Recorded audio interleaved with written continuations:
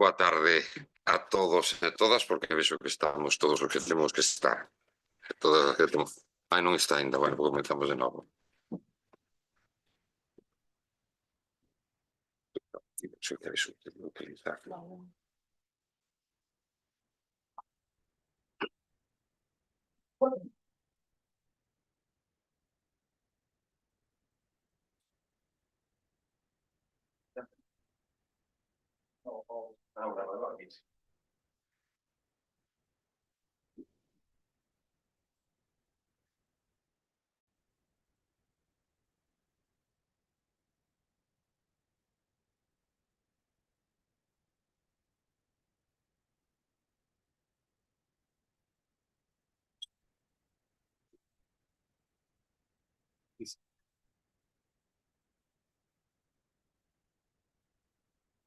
Boa tarde a todos e todas, benvidos e benvidas a este pleno ordinario do mes de novembro, no que temos unha serie de puntos a tratar e que, polo tanto, damos comezo sendo as 7:02, máis ou menos.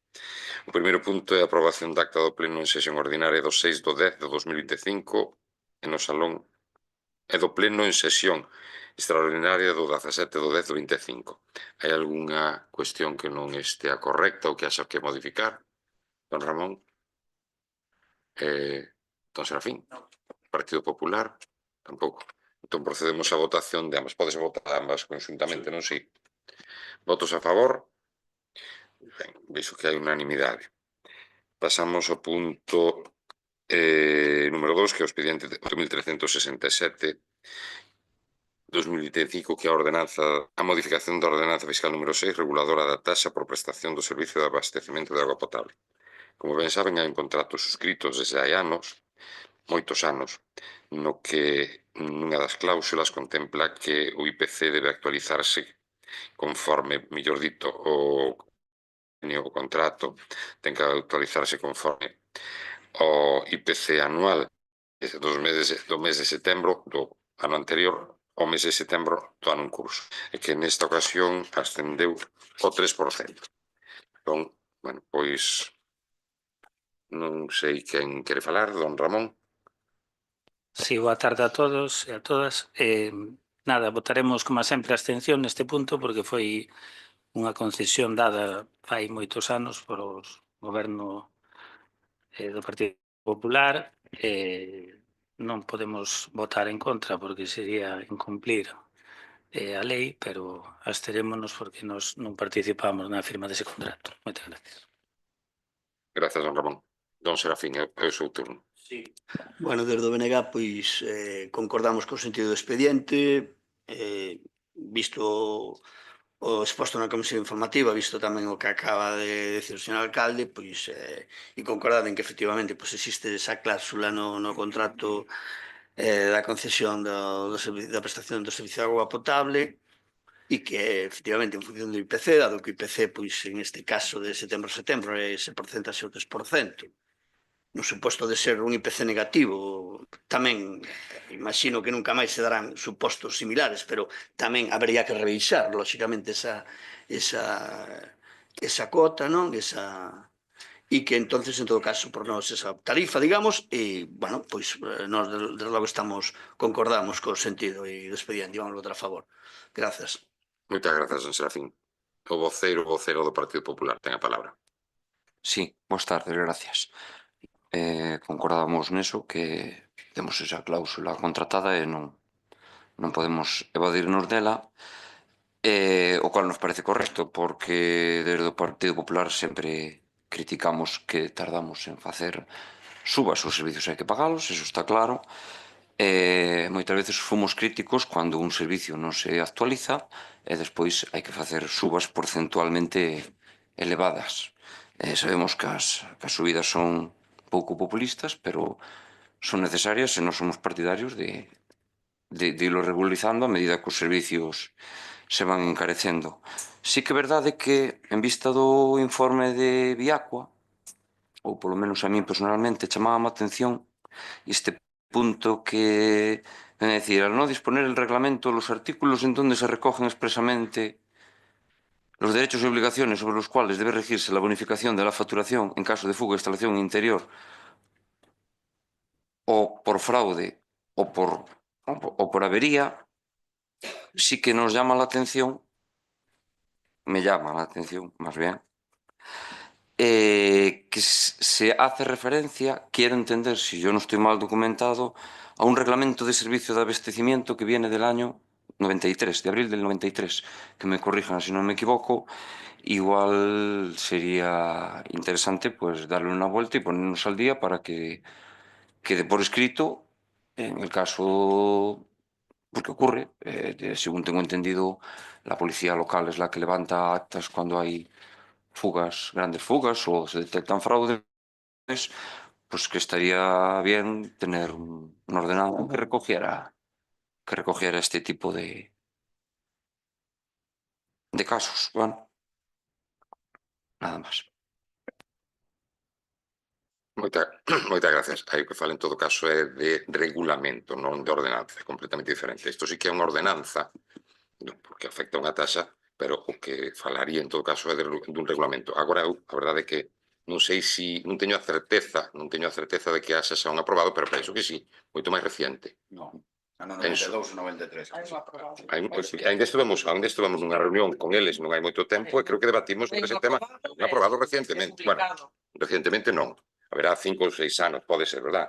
O aprobado é o que dicen eles. 92, 93. Non, pois eu penso que había outro máis reciente. Estamos traballando noutro máis... Pois eso. Estamos traballando noutro regulamento máis modernizado, pero claro, iso leva un tempo. De todas formas, estamos cubertos por regulamento que xa está en vigor. Sí, perdón. Solo unha cuestión, a colación desto que menciona o Partido Popular, evidentemente, hai un regulamento que contempla 792 ou 93, non sei agora mesmo, pero bueno, temos coñecemento porque hai casos, pois non, por sorte non son habituais, pero sí que hai casos de fugas internas.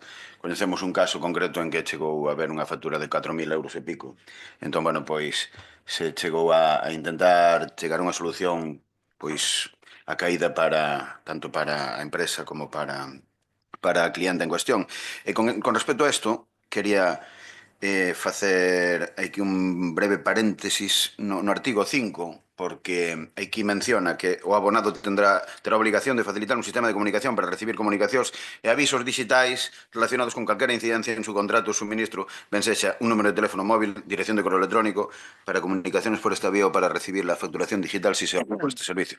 Bueno, simplemente quería facer referencia que un destes casos concretamente que houbo unha gran fuga a nivel privado, bueno, pois o abonado, que non era o usuario, porque o usuario non inquilino, o abonado titular da factura era un señor maior que recibiu por SMS esa comunicación.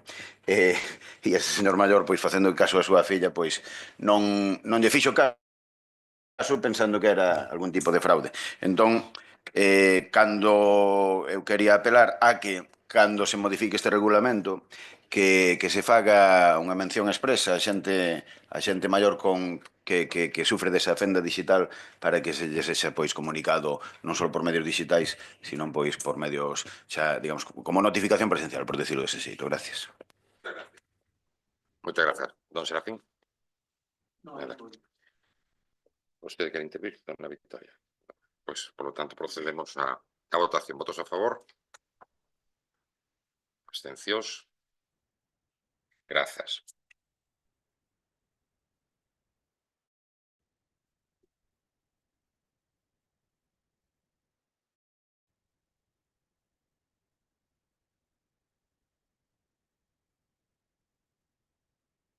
Punto número 3. Pasamos ao punto número 3, que é o expediente 7.303, modificación do acordo plenario ou do pleno de organización de 7 de xullo de 2023 sobre a aprobación dos cargos municipais que se desenvolverán en réxime de dedicacións exclusivas e parciais, establecementos das súas retribucións económicas.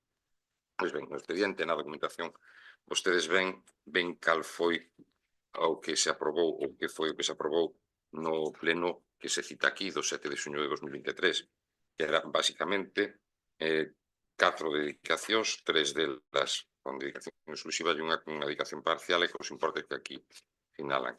A proposta que se fai agora é a mesma cunha dedicación exclusiva ou total adicional. Don Ramón. Simplemente decir que tiñamos información de que unha das tres dedicacións exclusivas da Conselleira de Educación que se renunciaba a ela,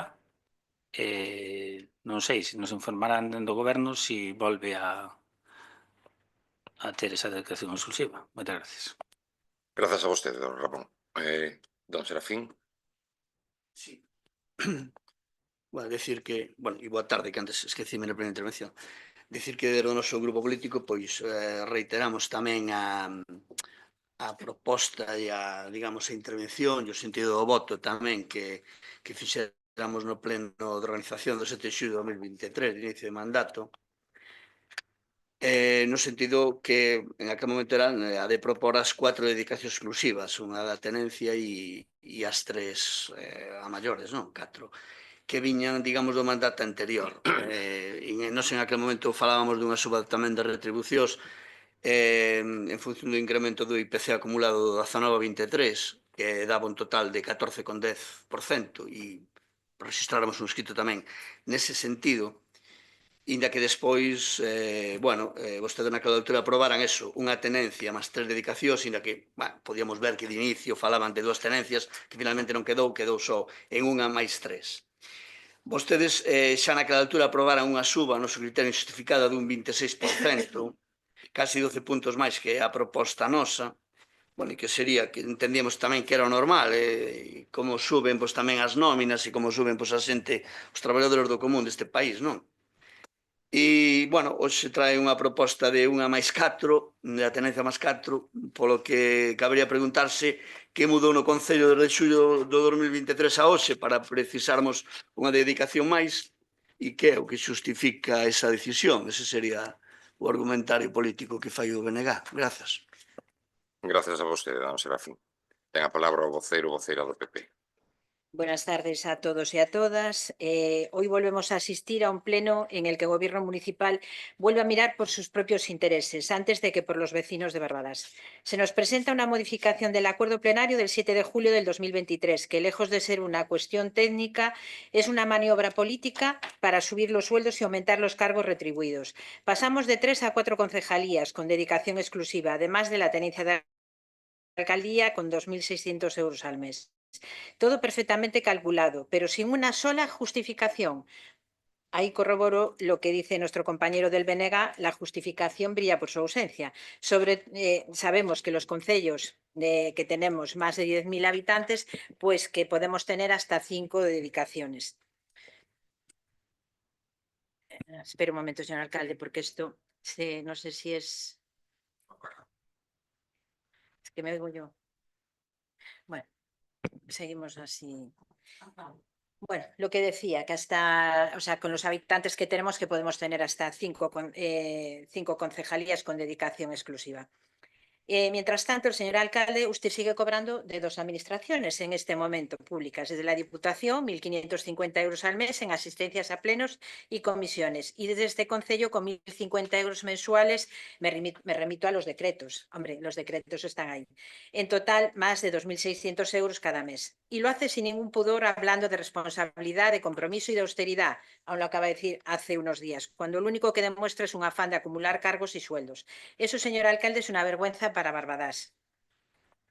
Usted debería ser el primero en dar ejemplo, en predicar con hechos y no predicar desde el bolsillo. Y ahora pretenden, además, premiar con una retribución a la Concejalía de Deportes, justo cuando esa área es un auténtico caos en este momento. Porque seamos claros, las escuelas deportivas de Barbadas son hoy una sombra de lo que fueron. Con el Partido Popular era un orgullo municipal, abiertas, participativas, de calidad, con entrenadores implicados y padres que podían formar parte activa del proceso educativo y deportivo. Hoy, en cambio, se han convertido en una guardería disfrazada de escuela deportiva, entrenamientos cerrados a los padres, falta de transparencia, horarios desorganizados, categorías mal gestionadas y un deterioro progresivo del nivel deportivo. Eso no es fomentar el deporte, es un maltratarlo. La concejala de Deportes debería estar dando explicaciones por el desastre de su gestión, no cobrando un sueldo nuevo. ¿Dónde está el proyecto deportivo? ¿Dónde están los resultados? ¿Dónde está la mejora? Llevamos 2 años. Lo único que hay es un gasto político, más complacencia interna y menos compromiso real con los vecinos. Y el alcalde lo avala. Lo avala porque le interesa mantener su estructura cómoda, su red de cargos afines, su equilibrio interno de poder dentro del gobierno municipal. Pero mientras ustedes se reparten dedicaciones y pagas extras, los vecinos siguen sin ver mejoras en los servicios básicos, ni en deportes, ni en cultura, ni en infraestructuras. Esto no es una gestión moderna, señor alcalde, es una vieja política de favores y sueldos, maquillada por formalismos administrativos. Y nuestro grupo no va a ser cómplice de eso. Sabemos que el que trabaja tiene que cobrar y somos conscientes de ello, pero no es el caso. Por eso nuestro voto es rotundamente va a ser una abstención, porque no estamos aquí para aprobar subidas de sueldos ni recompensas políticas, sino para defender una gestión honesta, eficaz y centrada en la gente. Y mientras en Barbadas se siga premiando la mediocridad y en lugar del Que matando, doña Chelo. continúe en la siguiente, señor alcalde. Moi ben. Moitas grazas. Mire, vou falar de min, porque é a primeiro que mencioné. Os emolumentos na Deputación non os fixa o alcalde de Barbadás, fixaos o órgano competente, que é o Pleno da Deputación, que desde logo non preside o Partido Socialista. Preside o señor Menor, do Partido Popular. Eu, desde logo, que non fixei os meus emolumentos. Mire, eu, si cobro, é porque son diputado provincial desde hai 2 meses. E cobro porque traballo. E se pode ver as intervencións deste concelleiro, alcalde neste concello, diputado provincial, verá que traballa. Desde logo, interviñe xa 2 veces, unha vez en cada pleno, e ademais pregunto nas comisións. A min gustaríame que vostede pudera justificar o seu salario no seu día cando estaba na Diputación, porque no que eu sei e no que me confirman todos os presentes ali é que vostede nunca abriu a boca, e teño dito e sigo repetindo. Esa é a primeira cuestión, pero mire, é que para ser diputado provincial hai que ser previamente concelleiro. Non sei se iso o sabe. Intuo que sí. Por lo tanto, unha cousa vai implícitamente relacionada e vinculada. O sea, non podería ser diputado provincial para representar os intereses desta provincia se non fora previamente concelleiro. Entón, evidentemente, quen traballa, cobra. Que me parece xusto que cobro? Pois non, doña Chelo. Pois non, así o teño dito, e dixen os meus compañeros, pero é que hai un acordo tácito proposto polo Partido Popular de que os emolumentos foran eses. Foi unha proposta do Partido Popular que houve na Diputación para que os emolumentos foran, doña Chelo, sí, non me vai negar o que eu sei, e ademais, aínda que non fora proposto polo Partido Popular, o Partido Popular votouno, porque, voulle recoñecer ata a maior, o Partido Popular votouno, porque se non houbera saído adiante. Así de sinxelo, doña Chelo. Entón, eu creo que negar o que é evidente, creo que fala moi mal de vostede. Eso é o primeiro. Pero mire, eu cobro de Barbadás en torno a 800, 900 euros deste concello. Pero por que cobro? Por asistencias exclusivamente. E vostede fartouse moito tempo de decir que o alcalde de Barbadás, ou alcaldesa, se a houbera, que tiña que ter unha dedicación exclusiva e plena. Pois os veciños e veciñas de Barbadás teñen un alcalde que ten unha dedicación plena, desde as 8:30 da mañá hasta as 12 da noite, e se fai falta aínda máis tarde. Día sí e día tamén. Durante a semana e durante o fin de semana. O alcalde de Barbadás, por porlle un exemplo, marchouse de vacacións o día 25 de xullo e volveu o día 30. E non tuvo máis. Doña Chelo. Creo que eso é traballar. E queda acreditado nos documentos que existen aquí neste Concello, porque as miñas delegacións, as miñas ausencias están aí. Pero vostede é máis, equivócase. Desde o momento en que non cobro da Diputación e do Concello de Barbadás, non, cobro tamén da FEGAM, doña Chelo. Son membro da executiva da FEGAM. Por iso tamén se cobra. E teño que dicilo porque é en aras a transparencia e a realidade. Pero cobro porque vou ali, e porque, conforme lle poden dicir os seus compañeros de partido que están ali, o alcalde de Barbadás fala en todas as executivas da FEGAM, en todas, unhas máis e noutras menos. Rematei pola primeira intervención. Don Ramón. Non se nos contestou, volvo a repetir. Aquí, por o que nós sabemos, hai o caso da concelleira delegada que pois deuse de baixa para ir a un traballo, pero isto foi, creo que fai un mes e pico, e agora volve outra vez a ser retribuída polo Concello. Eu non sei se isto vai a ser a nota dominante ou porque queremos saber se como vai a ser. Moitas gracias. Se me permiten só un inciso, explico yo ao final cando teña máis tempo para explayarme. Don Serafín, por favor. Ai, perdón, se quere falar, sí. Como é unha proposta do goberno, Xa, pero bueno, como concelleiro e ademais con dedicación exclusiva, eso. despois de escoitar todas as intervencións dos grupos políticos, a mí non me queda máis que decir que, por favor, dignifiquemos a vida política dunha vez. Non sexamos nós quen, aínda por riba, lle damos pábulo ao discurso da rúa, que xa ben mal vistos estamos, valga ese oxímoron que acabo de decir, porque o noso traballo ten que estar retribuído como outro traballo cualquera. E máximo cando hai xente que está renunciando, no meu caso, por exemplo, que estou nunha excedencia, que por servicio, estou en situación de servicios especiais por ser funcionario nesta mesma casa. E tamén lembrar, de paso, que tanto o goberno anterior do PSOE-BNG tamén tuvo 4 dedicacións exclusivas e tamén o goberno anterior do Partido Popular tamén tuvo 4 dedicacións exclusivas. Entón non é algo único e exclusivo deste goberno, e aínda así eu insisto en que os concelleiros e concelleiras que fan o seu traballo en réxime de dedicación exclusiva teñan un salario acaído, dignifica a vida política, e así temos que sentirnos orgullosos de ser os representantes das veciñas e veciños. Gracias. Grazas, don Daniel. Don Serafín, por favor.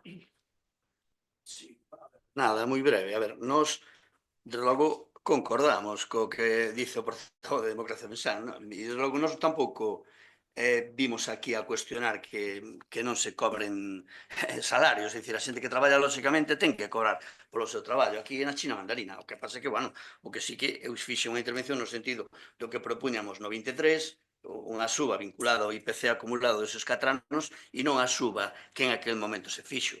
E, bueno, si tamén me gustaría saber, é dicir, os motivos, o porqué esa cuarta dedicación, esa tenencia, cuarta que ao final é unha quinta, porque son a tenencia de alcaldía, un cargo de tenencia, máis os 4 cargos de delegados de 1800, entón son 5. Entón, é dicir, preguntar que pasou do 23 a hoxe para esa necesidade desa quinta dedicación. Despois, ao respecto do que, bueno, dicen de que si o que cobra o señor alcalde porque vai a Diputación, porque vai a Fegán, bueno, a ver, eu non vou entrar en ese tipo de cuestións, sí que desde logo, a ver, para algunhas organizacións políticas, normalmente a miña, particularmente a miña, supón ir á Diputación, ir a traballar e ir a tal, e non necesariamente ir a cobrar por asistencias, é dicir, cobrarás unha asistencia, cobrarás o que se cobre, pero moitas desas partidas van despois destinadas á propia organización política. É unha diferencia, eu creo que moi importante tamén o respecto de como funcionan moitas outras organizacións políticas onde hai un interés desmesurado por ir ali porque eso me entra pal buche. E no BNG non é así, é dicir, cóbrase quen cobra, quen ten a dedicación, quen ten tal, pero despois moitas desas partidas necesariamente reinvirten necesariamente na nosa organización. Nada máis, grazas.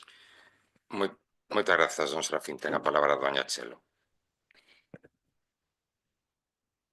Tengo que ver, primeramente, antes de continuar, tengo que decirle al señor Rey que el Partido Popular no tenía 4 dedicaciones exclusivas, tenía 2 parciales, ¿vale? Y 2 exclusivas. Continúo. Por eso nuestro voto, lo que decía antes, va a ser una abstención, porque no estamos aquí para aprobar subidas de sueldos ni recompensas políticas, sino para defender una gestión honesta, eficaz y centrada en la gente. Mientras en Barbada se siga premiando la mediocridad en lugar del mérito, mientras se siga pagando a más quien gestiona mal y mientras el alcalde siga cobrando instituciones de 3 en este caso y nos tendrán enfrentado denunciándolo con claridad y sin miedo. Barbadas merece algo mejor, merece un gobierno que trabaje por los vecinos, no por sus nóminas. Y merece unas escuelas deportivas que vuelvan a ser un orgullo, no una guardería cerrada a los padres. Nuestro voto, señor alcalde, es la abstención, no al doble sueldo, no al despilfarro y no a premiar la incompetencia. ¿Qué quiero decir con todo esto? Estamos de acuerdo en que se cobre, pero que se cobre cuando se trabaja.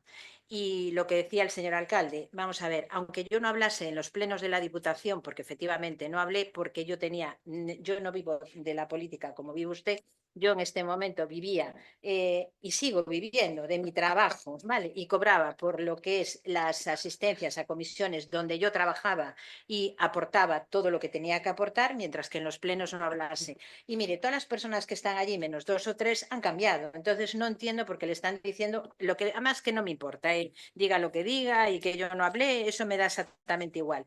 Pero sinceramente, lo que estamos viendo hoy, nosotros no estamos en contra de que los políticos cobren y la dignidad de los políticos, claro que tienen que cobrar, pero mire, cuando se trabaja hoy, lo que es la Concejalía de Deportes, pues me van a perdonar, pero en la calle es Vox Populi lo que está pasando. Estas escuelas deportivas hoy no tienen, vamos a decir, no quiero decir la palabra exacta, pero bueno, son mediocres. Entonces, lo que tienen que mirar es porque realmente esas escuelas vuelvan a ser como eran en años del Partido Popular. Es lo único que pedimos. ¿Que usted tiene que cobrar? Sí, pero a partir de ahora se le va a mirar con lupa, lógicamente no por los concejales, por los que estamos en contra de este lado, sino por los vecinos de Barbadás. Lo que decían ellos, si las escuelas van a mejorar, perfecto, que esa señora cobre porque tiene que cobrar. Ahora, tal como están hoy, entonces la van a mirar más con lupa, no por otra cosa. La gente que trabaja tiene que cobrar, pero en todos los ámbitos de la vida. La dignidad política, claro que sí, pero lo valorarán los vecinos, no nosotros. Nosotros estamos en contra de eso.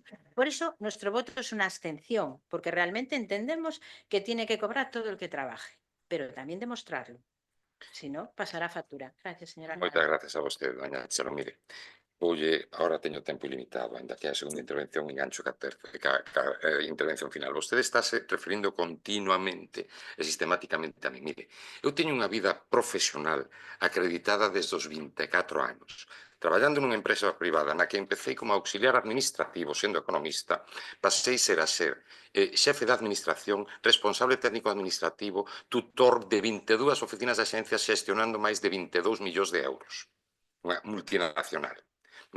Polo tanto, hasta hai un ano e medio eu traballei nunha empresa privada e era do que vivía. Pero para matizarlle a vostede ainda máis, sigo vivindo deso.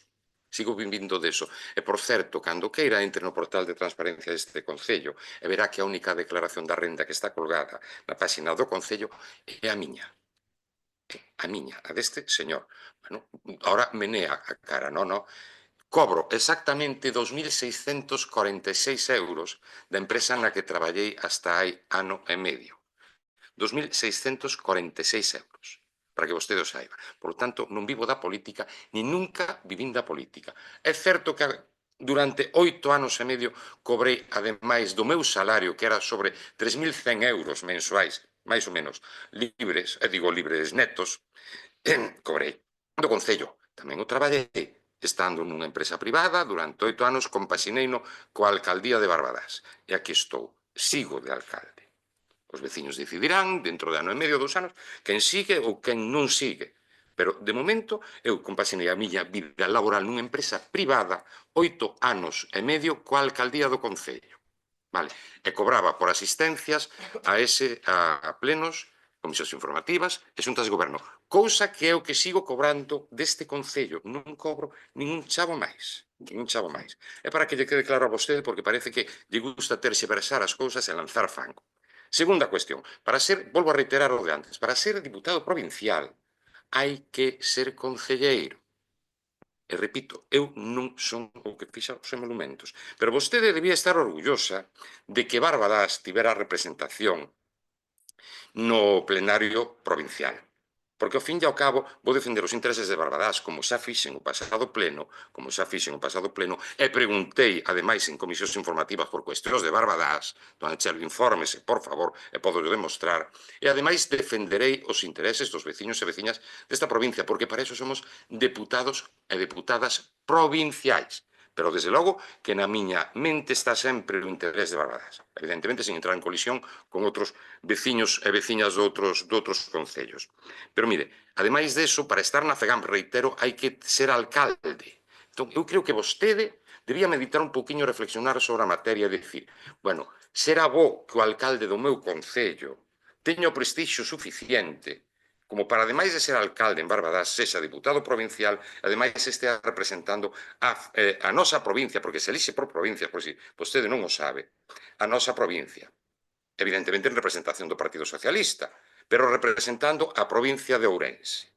Creo que debería meditar sobre a materia. E se quere algún día, mire, se ten especial interés, eu pido as actas das miñas asistencias ás comisións executivas da FEGAM e traiolas aquí, para que vexa se o señor Xosé Carlos Valcárcel do Val intervén ou non intervén, fala ou non fala. E tamén podo pedir as actas das comisións das dúas sesións de comisións ás que acudín na Deputación para que vostede vexa se o señor Xosé Carlos Valcárcel do Val pregunta ou non pregunta ou intervén ou non intervén.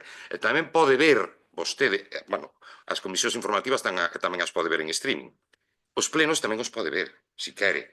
E verá se don Xosé Carlos Valcárcel do Val intervén nos plenos da Deputación Provincial. Pero, bueno, se vostede non o quer recoñecer, eu insisto, debería estar orgullosa de que un alcalde levase 8 anos e medio non tendo unha dedicación exclusiva e despois podendo a ter que pudera ter dedicación exclusiva, asistencias a comisións informativas e plenarios na Deputación e a FEGAM, non o fai. Non o fai por ética, doña Chelo, por ética.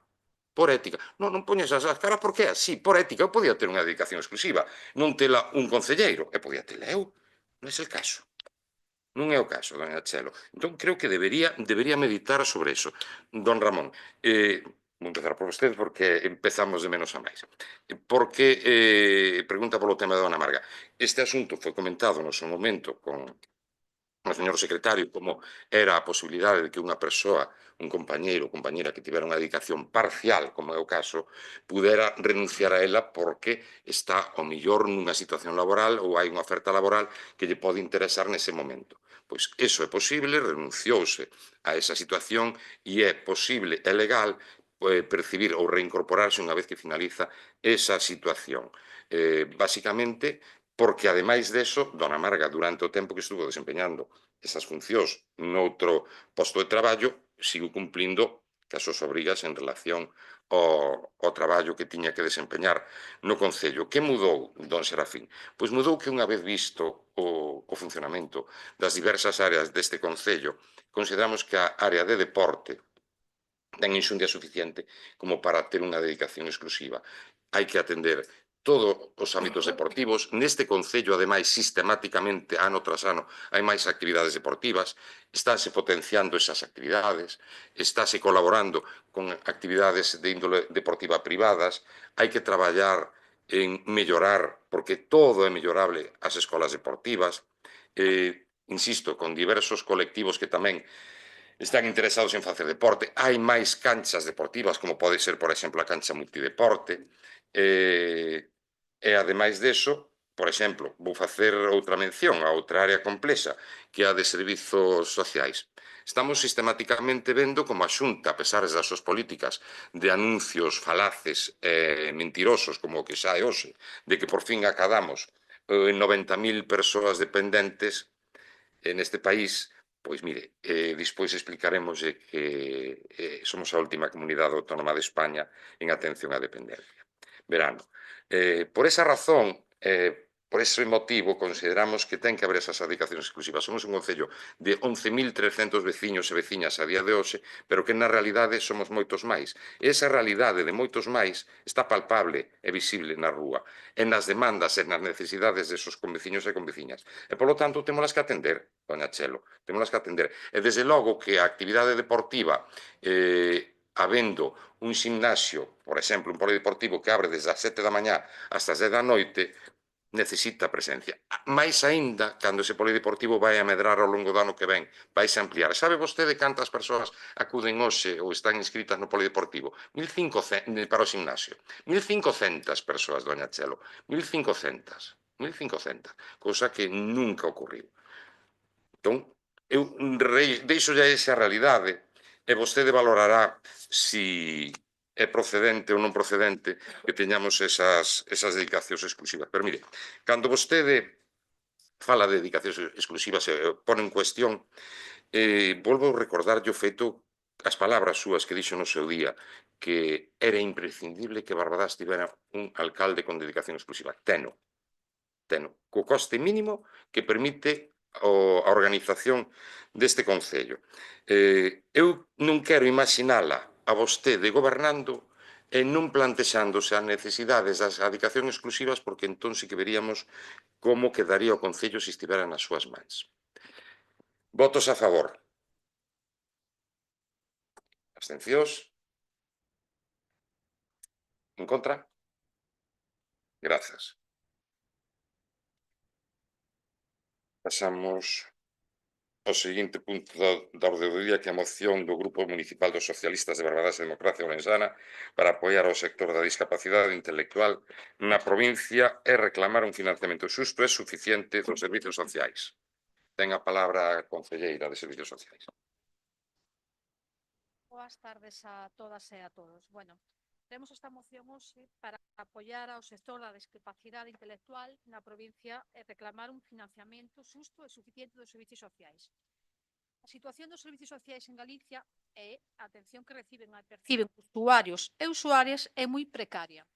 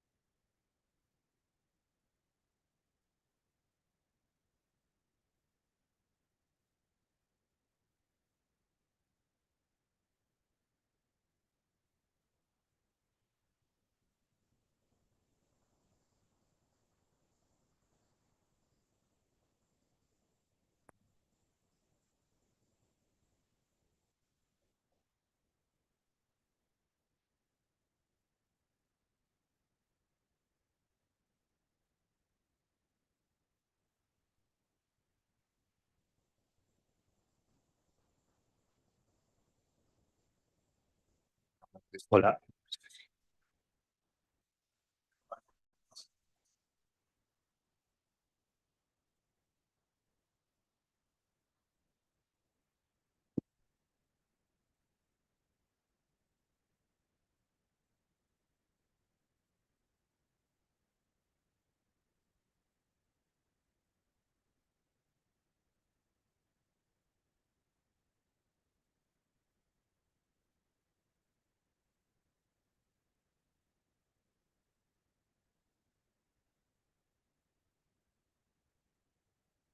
Hola.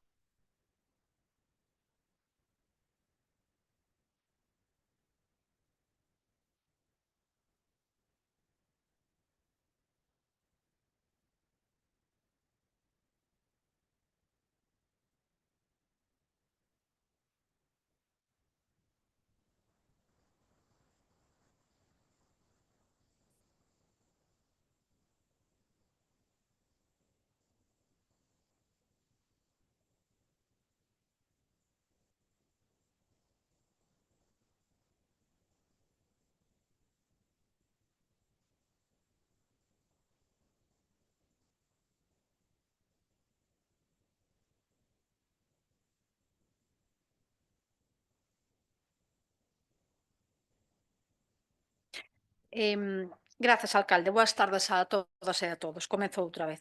Para apoiar ao sector da discapacidade intelectual na provincia e reclamar un financiamento xusto e suficiente dos servicios sociais. A situación dos servicios sociais en Galicia e a atención que reciben e perciben os usuarios e usuarias é moi precaria e incluso insuficiente, por non dicir que absolutamente deficiente. Esta situación non só afecta as persoas a nivel individual, senón que tamén resulta cada vez máis evidente cando falamos das asociacións adicadas á atención social. Un destes colectivos é o de persoas afectadas por discapacidade intelectual, que están agrupadas en FADENGA, que é unha federación gallega de asociacións en favor das persoas con discapacidade intelectual. Esta federación agrupa a 42 entidades que traballan a prol das persoas con discapacidade intelectual. Representa a 10.720 persoas nesta situación, con 7.332 socios e 1.834 profesionais en toda a comunidade autónoma. A súa rede asistencial comprende 34 centros ocupacionais, 30 centros residenciais, 27 vivendas ou pisos tutelados, 15 centros de educación e 14 centros de emprego, configurando un tecido esencial para a inclusión e benestar de milleiros de familias. Esta é unha moción que presenta o Grupo Socialista na Diputación de Ourense e, polo tanto, queremos mencionar como afecta esta situación a nosa provincia. Varias destas entidades prestan servizos indispensables na nosa provincia e garanten dereitos fundamentais e posibilitan a participación social efectiva das persoas con discapacidade intelectual. Na provincia de Ourense operan 6 entidades federadas en FADENGA: ADO e Autismo Ourense na capital, Asfábal no Barco, Aspadisi no Carballiño, As Panas en Velle e a Perosa e As Burgas no noso concello de Barbadás. Entre todas atenden a 358 persoas con discapacidade intelectual, contando con 439 socios e socias, dando emprego a 160 profesionais e xestionando 294 plazas concertadas coa Xunta de Galicia. É importante sinalar que dúas destas asociacións, ADO e Autismo Ourense, operan sen ningunha praza concertada, o que agrava aínda máis a súa situación económica. A pesar do recoñecemento social e do seu gran traballo, o sector atravesa unha situación crítica que ameaza a súa supervivencia e, con ela, a continuidade dun apoio esencial para a nosa veciñanza máis vulnerable. As entidades federadas están a sufrir unha asfixia económica derivada do incremento dos custos salariais e de funcionamento, mentras os módulos económicos do concerto social que financian estes servicios siguen prácticamente congelados. Pois ben, a aprobación do 16 convenio colectivo supuxo incrementos salariais do 10% para traballadores e traballadores, ao que hai que sumar unha inflación acumulada superior ao 10,5% e a suba do salario mínimo interprofesional do 18,4% nos últimos anos. Frente a este incremento real dos custos operativos, a Xunta de Galicia só propuxo unha actualización dos módulos do concerto social que oscila entre un 5% e un 8%, que resulta insuficiente para garantir a viabilidade de centros e de servizos. Este desfase entre custos reais e a actuación proposta recae directamente sobre as entidades e que estes colectivos non poden asumir sin comprometer a súa viabilidade. Ata este luns, a gravidade da situación levou as entidades a lanzar unha campaña baixo o lema "A discapacidade intelectual en loita. Sen financiamento non hai futuro", apoiada unanimamente pola Asamblea da Federación e do groso dos municipios onde desenvolven a súa labor de día a día. Unha mobilización que evidencia a desesperación nun sector tradicionalmente comedido, que se viu obrigado a denunciar públicamente a falta dun financiamento xusto, que pon en risco os servizos esenciais, a estabilidade do cadro de profesionais que o sosteñen e a continuidade dos apoios para as persoas con discapacidade intelectual e as familias. A propia patronal do sector, a Asociación Empresarial para a Discapacidade Intelectual e do Desenvolvemento de Galicia, chegou a advertir sobre a posibilidade real de peche de centros e a necesidade de entregar simbólicamente as chaves destas á Administración Autonómica, pola imposibilidade de mantelos baixo as actuacións condicións financeiras. Durante moito tempo, a Consellería de Política Social amosou unha escasa vontade e moi pouco interese por atender estas necesidades e non convocar unha mesa de negociación urxente reclamada por este colectivo. É certo que o pasado luns Fadenga e a Consellería de Política Social chegaron a un preacordo que suspendeu as mobilizacións previstas. Por suposto, é unha boa nova, claro que aplaudimos, pero vayamos aos feitos. Este acordo só foi posible pola presión social exercida durante semanas mediante a campaña A discapacidade intelectual en loita. Sin financiamento non hai futuro. Sin mobilización, sen apoio da sociedade e sin mocións como a que hoxe defendemos, a Xunta non tería Ten movido que ficha. rematar. Sigo despois, Moitas gracias. grazas. Don Ramón. Moitas gracias. Nada, vou ser breve. Vamos a apoiar a iniciativa porque consideramos que estas asociacións que realizan este traballo necesitan que a Xunta as financie como é debido e se chegue pronto a un acordo. Moitas gracias. Gracias, don Ramón. Don Daniel. Sí, gracias. Bueno, nada, deixo como non a compañeira de goberno pois que continue coa moción, pero bueno, vou a facer mención a que este concelleiro concretamente sempre vai a estar do lado do tecido social e asociativo desta provincia e tamén pois aproveito para unha vez máis facer mención a esa infrafinanciación a que nos ometen tanto os concellos como as asociacións e outro tipo de colectivos no ámbito social. Hoxe, como antes mencionou o alcalde, ademais foi unha noticia que lle pasei eu, que a Xunta de Galicia, bueno, congratúlase de que xa a 90.000 dependentes que xa os evaluou, bueno, pode ser que sí, pode ser que non entro nese debate, como lle puxe un alcalde, propaganda. Nese sentido, non seguimos infrafinanciados en materia social, os concellos. Hai un montón de xente, pode decir tamén a concelleira de Servicios Sociais, a cantidad de xente que está pendente de valoración aínda. Así que congratularse de que algo está a medias, facer da mentira un acto propagandístico, está sendo a labor continua da Xunta de Galicia. Gracias. Moitas grazas, don Daniel. Ten a palabra don Serafín. A ver, desde BNG, bueno, non vou entrar moito en cuestións anteriores porque tampouco non sería falar de cuestións que non ten necesariamente nada que ver co punto que nos ocupa, pero si dicir unha cuestión que hoxe entendí mal o señor alcalde en algunha cuestión do punto anterior non falou correctamente en unha cuestión sobre a elección dos deputados en esa casa da Diputación, que se escollen por provincias, escollense por partidos judiciais e en función da poboación deses partidos, vale, é dicir, bueno, eu é por puntualizar eso, porque non é certo, non van a un saco desa teórica provincia da Ourensanía, das 6 comarcas, outras comarcas nosas, sino que van aos partidos judiciais en función da poboación que ten os partidos, se escollen 2, 3, 4, 5, os que sexan, vale, simplemente era por puntualizar eso.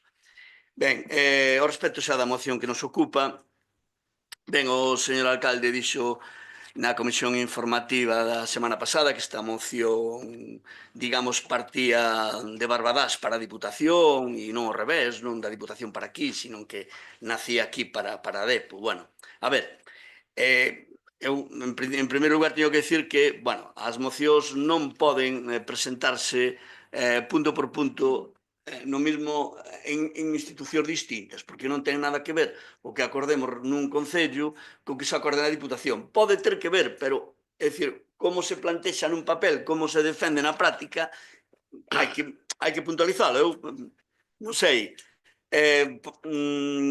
vamos por caso, vamos por un exemplo.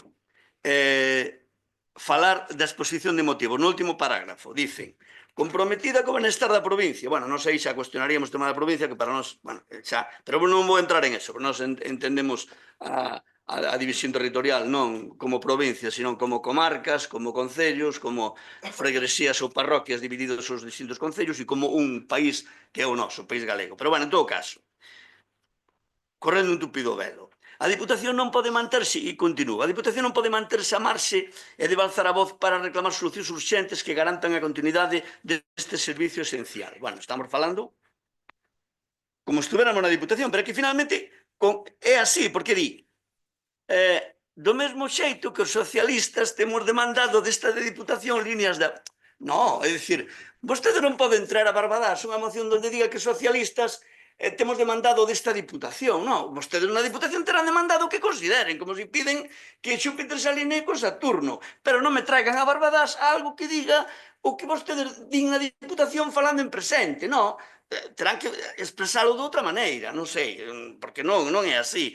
Eu creo que non leron moito a moción, porque senón hai cousas así que habría que cambialas e creo que o que fixeron foi pegarlle a asinatura de Dani Rey e logo de DO e allá cuidados, porque na DEP non creo que o presentaran con democracia, non?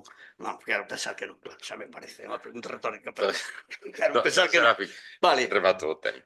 xa rematei. Si son 3 minutos, non son 3 minutos na segunda intervención. Na primeira intervención de cada grupo que non fai a ponencia. Sí, Vale. 3:16.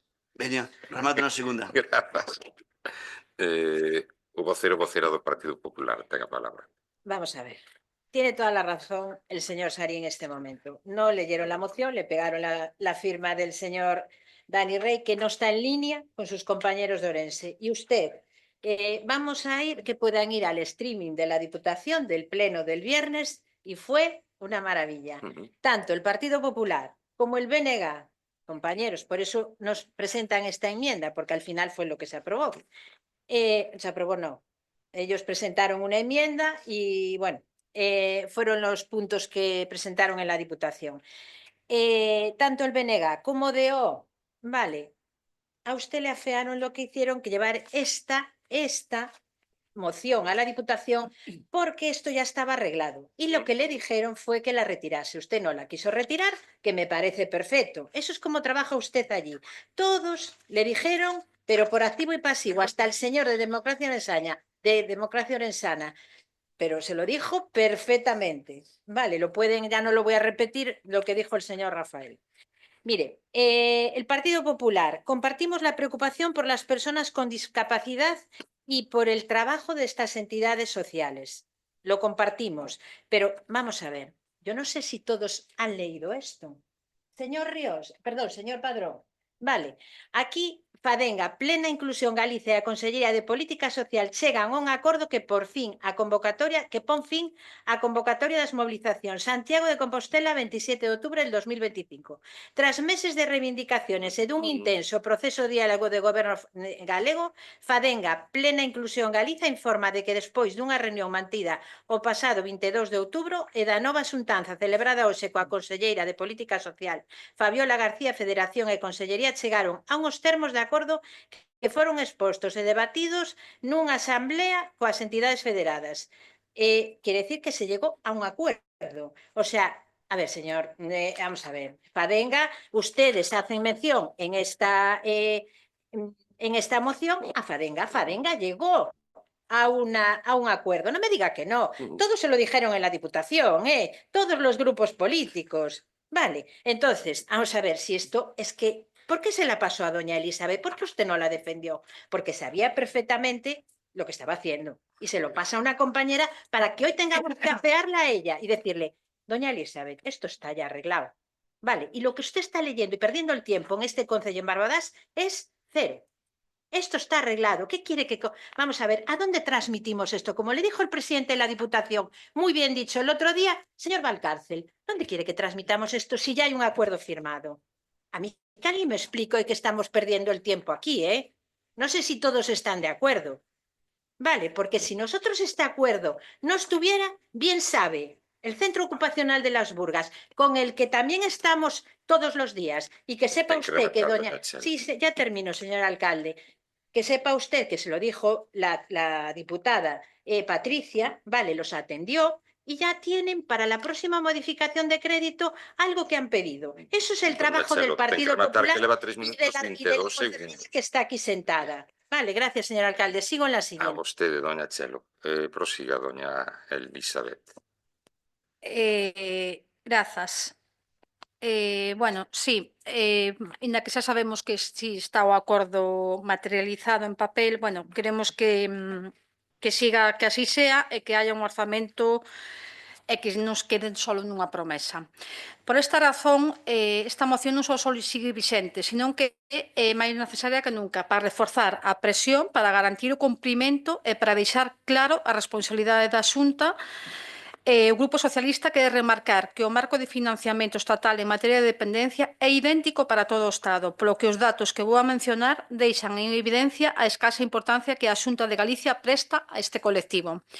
Datos da web do Inserso, polo que tanto que son públicos.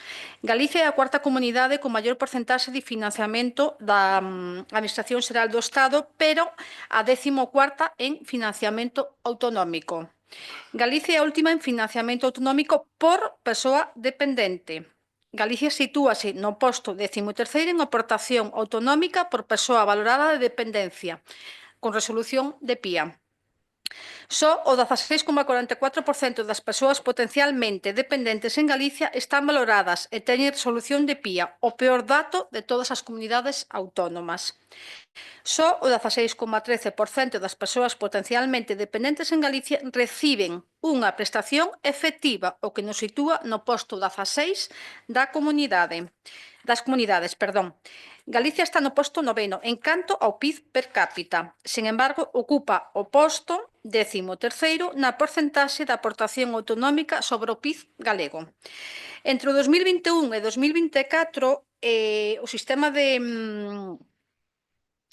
a Administración Xeral do Estado levou o seu investimento ao sistema de autonomía e atención a dependentes no ano 21, 22 e 23, a través dun plan de choque de dependencia nos anos 21, 22 e 23. Pola contra, Galicia non aproveitou o maior investimento estatal para mellorar o sistema, mantendo o ritmo de crecemento do financiamento autonómico, senón que o frenou. Rematei. Grazas. Moitas grazas. Ten a palabra don Ramón. Ben, como xa me nomeou, señora Bispo, dicirlle que non sei se escoitou a miña intervención, que dixen que nos vamos a apoiar a moción como presión para que ese preacordo ou ese acordo que todavía está no papel pois se leva adiante. Entonces é como un apoio para que saia daqui un apoio a estas asociacións e colectivos que traballan todos os días por este motivo. Dicirlle tamén que bueno, o señor Ríos é un mote. Non me molesta, pero bueno, é un nome no ámbito da pedra que tamén se traslada ao ámbito dos meus veciños e o meu apelido é Padrón. Pero bueno, non pasa nada, que non me molesta en absoluto. Máis que nada para os que nos ven dende fora, pois que non pensen que me apelido Ríos. Ben, eu creo que quedou claro. Digolle isto porque aquí tamén aprobamos no seu día aquelo do transporte metropolitano que nos obligou a Xunta bueno, obligounos. Díxonos que tíamos que facer un pleno extraordinario como fora porque había que aprobar o do transporte metropolitano, porque tal, bueno, porque viñan as eleccións da Xunta de Galicia. E, sin embargo, seguimos traendo mocións. Nós trouxemos 4 ou 5 veces a moción a prol de que se poña dunha vez o transporte metropolitano, e se ven o BNG con outra moción para que se axudique o transporte metropolitano. Entonces, pois son mocións para seguir facendo presión, inda que xa houve tamén papéis como eses dicindo que xa estaba inminente o transporte metropolitano, e vostede sabe que non é así. Moitas gracias. Moitas gracias, don Ramón. Ten a palabra don Daniel. Brevemente, para lembrarlle aos portavoces do BNG e do Partido Popular, eu son concelleiro en Barbadás, non son concelleiro en Ourense, ni son diputado provincial. Cando os meus compañeiros de goberno, neste caso aquí son do PSDG-PSOE, me traen unha moción, como xa dixen na primeira intervención miña, de carácter social, este concelleiro ten a potestade como concelleiro de Barbadás de aprobar esa moción ou presentar conxuntamente con eles. Non entendo ese debate continuo de que hai, poñendo en dúbida, os que militan como vostedes en partidos máis grandes, que están querendo decir con esta mensaxe? Que, aínda que sexa no Concello de Barbadás, van a seguir a pés juntillas o que lle digan desde as súas sucursales? Pois non, eu particularmente insisto na miña independencia neste Concello de Barbadás, en que represente neste caso o Grupo Mixto como concelleiro de Democracia Ourensana. Gracias. Moitas grazas, don Daniel. Ten a palabra don Serafín.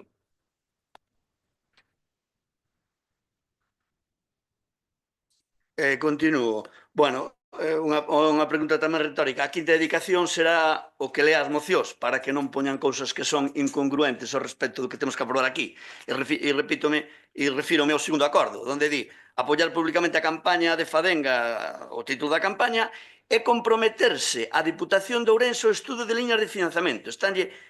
E comprometerse a Diputación. É dicir, siguen falando no ámbito da propia Diputación, non do propio Concello. Terían que decir, o Concello de Barbadas insta a Diputación a que o que sexa, a que poña en marcha, que tampouco sería real porque a competencia da Xunta, tampouco lle podemos pedir á Diputación que faga cousa contra a competencia da Administración Autonómica. En todo caso, bueno, son cuestións que están absolutamente fora de tal.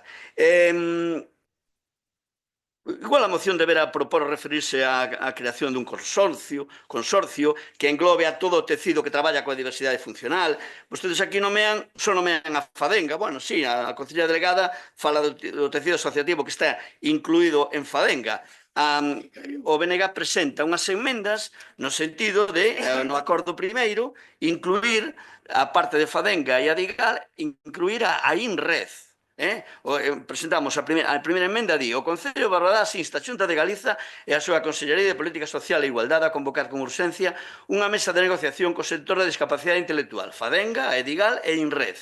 E, por outro lado, a representación sindical dos traballadores e traballadoras e actualizar suficientemente os módulos do concerto e quedaría exactamente igual tal e como viñan redactando a vostedes. E un segundo acordo que queda redactado este xeito: a Concello de Barbadas apoia públicamente a campaña a discapacidade intelectual en loita sin financiamento non hai futuro, impulsada por Fadenga, plena inclusión Galicia, suscribindo as reivindicacións de entidades e familias. Por lo tanto, omitimos ou quitamos o último parágrafo que tenemos, que é que non podemos aprobar así. Vale.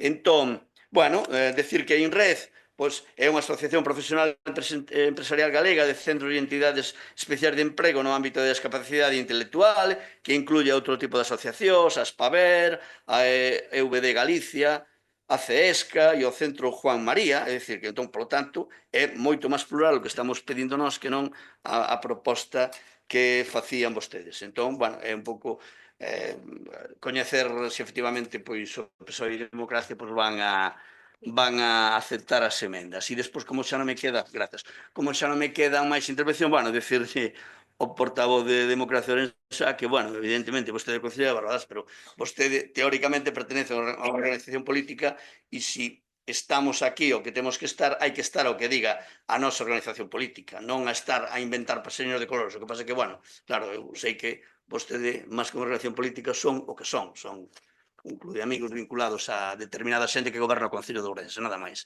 Grazas. Moitas grazas. E cinguiuse o tempo estrictamente. Agradecido. Doña Chelo, cando vostede queira. Nada, me da pena, doña Elizabeth, que en este caso, a ver, que a usted, porque yo no sé si vio el pleno de la Diputación, pero realmente lo que habló el señor alcalde del Concello de Barbadas, allí, del Concello de Barbadas, pues lo sigo repitiendo, lo que hizo fue ir al SAF. O sea, todo lo que era, cuando vio que no tenía por dónde salir porque lo estaban atacando, lo que hizo fue hablar del SAF, que todo el mundo lo reprendió y dice: ¿a qué viene a hablar usted del SAF hoy aquí? Estamos hablando de lo que es la inclusión, ¿vale?, del acuerdo en este momento que se llevó con política social. ¿Qué hizo la Xunta? La Xunta en marzo implantó un concierto social, incrementando un 30% el financiamiento de las plazas. Y ahora asume una nueva subida de 7 millones, para que le quede claro, al año para el nuevo convenio estatal con efecto retroactivo. Todo esto mientras el Gobierno de España sigue sin pagar ese 50% de dependencia. Eso es lo que tiene que, señor alcalde, reclamarle al Gobierno central, que es el Partido Socialista. Bueno, ahora mismo ya no sabemos, porque bueno, no sabemos si va a haber elecciones, si no va a haber elecciones o lo que va a pasar. Yo es que, sinceramente, en este momento estamos perdiendo el tiempo, ¿vale? Si no es por las enmiendas del bloque en este momento, que realmente allí en la Diputación lo que le dijo la portavoz del bloque es: mire, vamos a presentar estas enmiendas por si quiere que la aprueben, dígame si no es cierto o no, si quieren que la aprobemos esta moción. Entonces, han cambiado totalmente la moción que ese señor lleva, que está aquí escrita, de la Diputación, o sea, lo que decía el señor Sarín, mire, su trabajo me parece perfecto, pero lleve cosas coherentes, señora Valcárcel. Vale, a la Diputación. Vale, después ya sé que me va a dar, vamos, en cuanto tenga su discurso sin tiempo, ya sé que me va a dar. Pero mire, no me hable del SAF, porque no puedo tener réplica, pero lleve cosas coherentes. Cuando algo realmente, pues ya está aprobado. Que estamos perdiendo el tiempo aquí cuando es algo que se ha llevado a la Diputación. Lo siento por usted. Vale, porque en este momento usted es la concejala de Servicios Sociales y algo que está arreglado está defendiendo sin tener que defender. Pero bueno, gracias a las enmiendas aquí del señor Sarín, pues es lo que hay. Nada más. Gracias, señor. Moi ben, moitas grazas, doña Chelo. Mire, en primeiro lugar, aclararlle que este alcalde tiña esa resolución ou ese preacordo ás 14:34 horas do luns da semana pasada. A las 14:34 está aquí en mi móvil, documentado. Dito eso, este alcalde acto seguido falou con Fadenga, tanto co administrador como co presidente. E con Manel, que é o xerente. Falei con ambos os dous, incluso falei ata o mércores. E estas persoas incidiron en que sí debía levar a moción a efectos de defender e pôr en valor precisamente a campaña que se levou a cabo. Pero por que existe esta moción? Precisamente porque, a pesar do que diga aí, evidentemente, nun acordo non van a decir no, hubo un proceso laxo de negociación.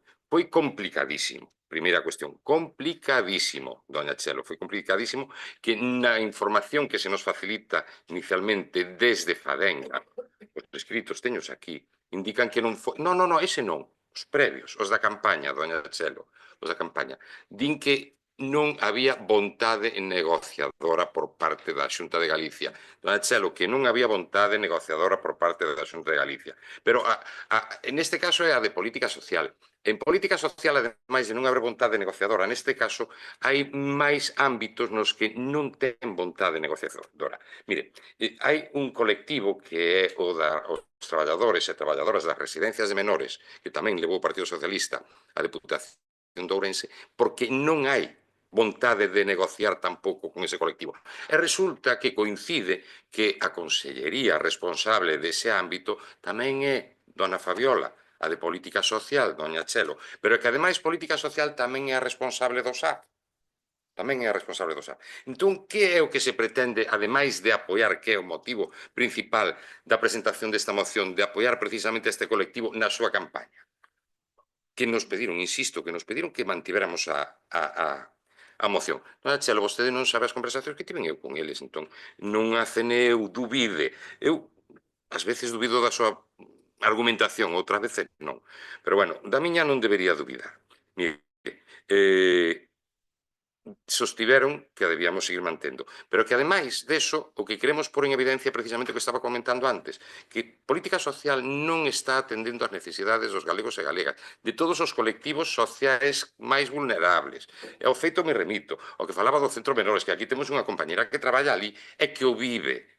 Non o viven nas carnes directamente porque é funcionaria, pero as persoas que non son funcionarios e funcionarias ali sufren esas circunstancias. E iso é política social. E, por outro lado, tamén é certo que o SAF en Galicia non ten un financiamento axeitado. Certo é que o goberno autonómico ten que por mínimo o mesmo importe que pon o goberno central. E non cumplen nin outro. E xa o teño dito aquí, a mí non me dan prendas en dicir eso, a pesar de que perteneza a un partido que ten un ámbito supraautonómico. O goberno central non está cumplindo, pero o primeiro que non cumple, doña Chelo, é o Partido Popular en Galicia. Por qué? Porque ten que por mínimo o mismo importe que pon o goberno central. E non pon mínimo o mismo importe que pon o goberno central, pon menos. Pon menos. Vostede pode recabar, se non podo llas dar eu, os estudos feitos pola FEGAMP que indican que a Xunta de Galicia pon como un 5, 6, 7% menos que o que aporta o goberno central. Doña Chelo, entón, eu gustaríame que de vez en cando se documentara un pouquiño máis. Que quere o goberno de Barbadas? Que ambos os dous cumplan. E digo con todas as letras, que ambos os dous cumplan. Pero é que hai máis. Mire, aquí, dona Patricia, na Deputación díxome que o marco financeiro das comunidades autónomas non era igual para a dependencia, é igual, é o mismo para todo. Por moito que diga que é diferente, non é certo. O que é diferente é a aportación que fai cada comunidade autónoma. Pero independentemente de eso, porque vostedes van a negar e van decir que que o Goberno Central sigue debendo 2.500 millóns de euros. Non é certo.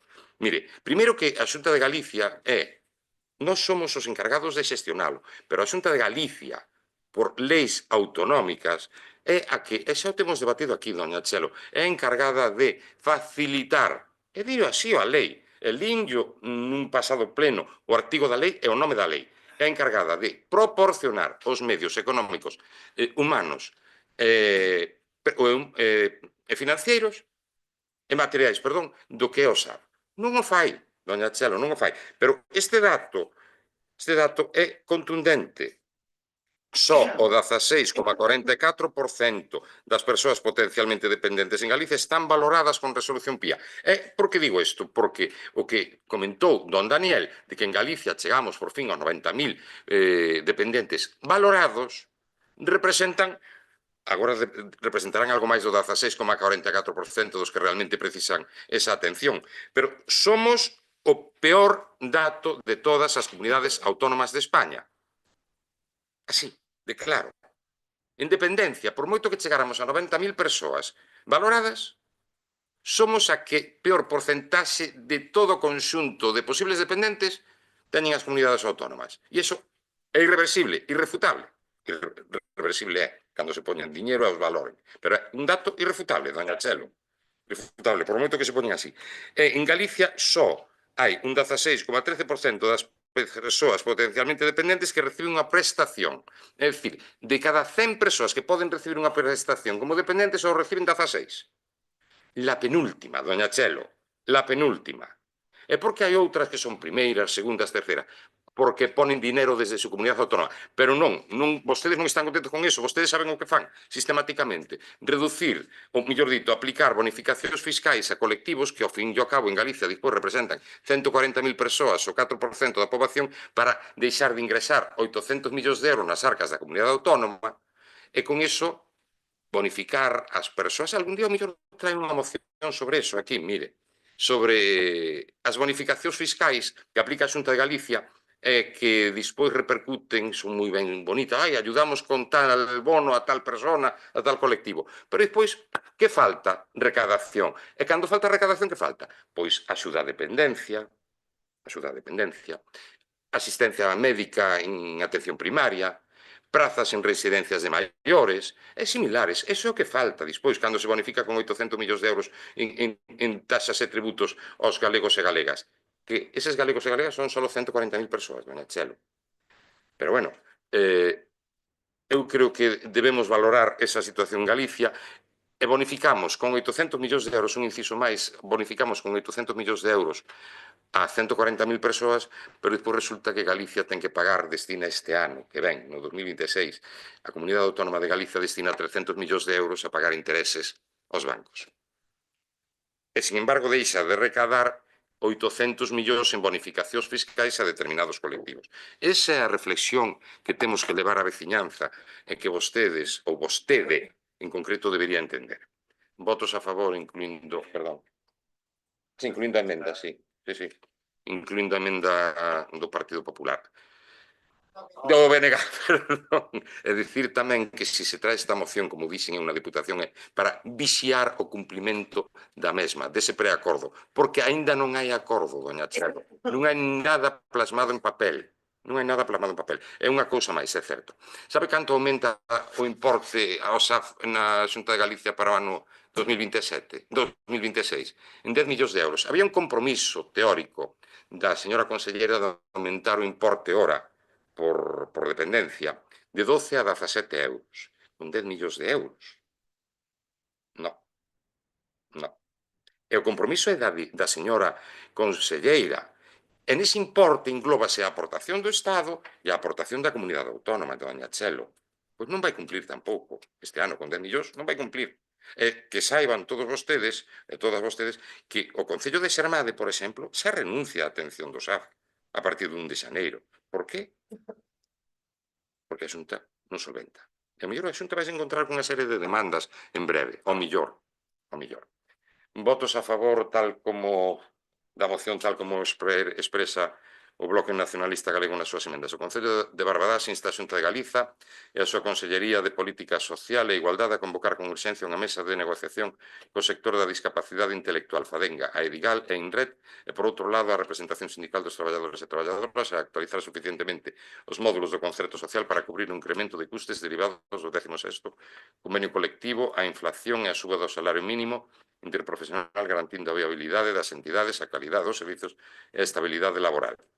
O segundo punto quedaría: o Concello de Barbadás apoia públicamente a campaña A discapacidade intelectual en loita sen financiamento non hai futuro, impulsada por Fadenga, Plena Inclusión Galicia, suscribindo reivindicacións de entidades e familias. Votos a favor? Abstencións? En contra?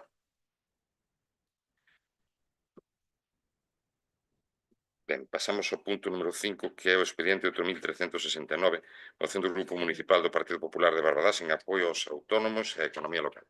Ten a palabra o seu vocero voceira con 5 minutos. Os autónomos son unha peza esencial do tecido económico e social de Barbadás. Eles sosteñen o comercio local, os servicios de proximidade, a hostelaría, o de transporte, os talleres, os profesionais liberais e un longo etcétera que dá vida a emprego e identidade ao noso concello. En Barbadás hai moitos traballadores por conta propia que loitan cada día por manter os seus negocios abertos, soportando subas constantes nas cotas da Seguridade Social, un exceso de burocracia, trámites lentos e unha presión fiscal que moitas veces lles fai imposible seguir adiante. Cada vez que pecha unha tenda, un bar, un salón de peiteado ou un pequeno taller, non só desaparece unha actividade económica, pérdese servicio, emprego e vida nas nosas rúas. A falta de apoio institucional, a incerteza normativa e o incremento de custos están a provocar unha situación moi preocupantes para este colectivo. Por iso, he seguido o espírito da moción aprobada no Senado o 22 de outubro de 2025 polo Grupo Parlamentario Popular. O Grupo Municipal do Partido Popular de Barbadás presenta esta moción co obxectivo de apoiar e defender os autónomos do noso concello como motor de emprego, riqueza e desenvolvemento local. Os acordos serían os seguintes. Primeiro, o Concello de Barbadás recoñece o papel esencial dos autónomos como xeradores de emprego e riqueza e manifesta o seu compromiso de apoio a este colectivo. 2. Instar ao Goberno de España a simplificar a burocracia e as cargas administrativas que afectan aos autónomos, establecendo canles máis áxiles e digitais para a presentación de documentación, permisos e licencias. 3. Solicitar a implantación do chamado IVA franquiciado en cumprimento da Directiva Europea 2020/285 que permite eximir da declaración trimestral de IVA aos autónomos con ingresos inferiores a 85.000 euros anuais.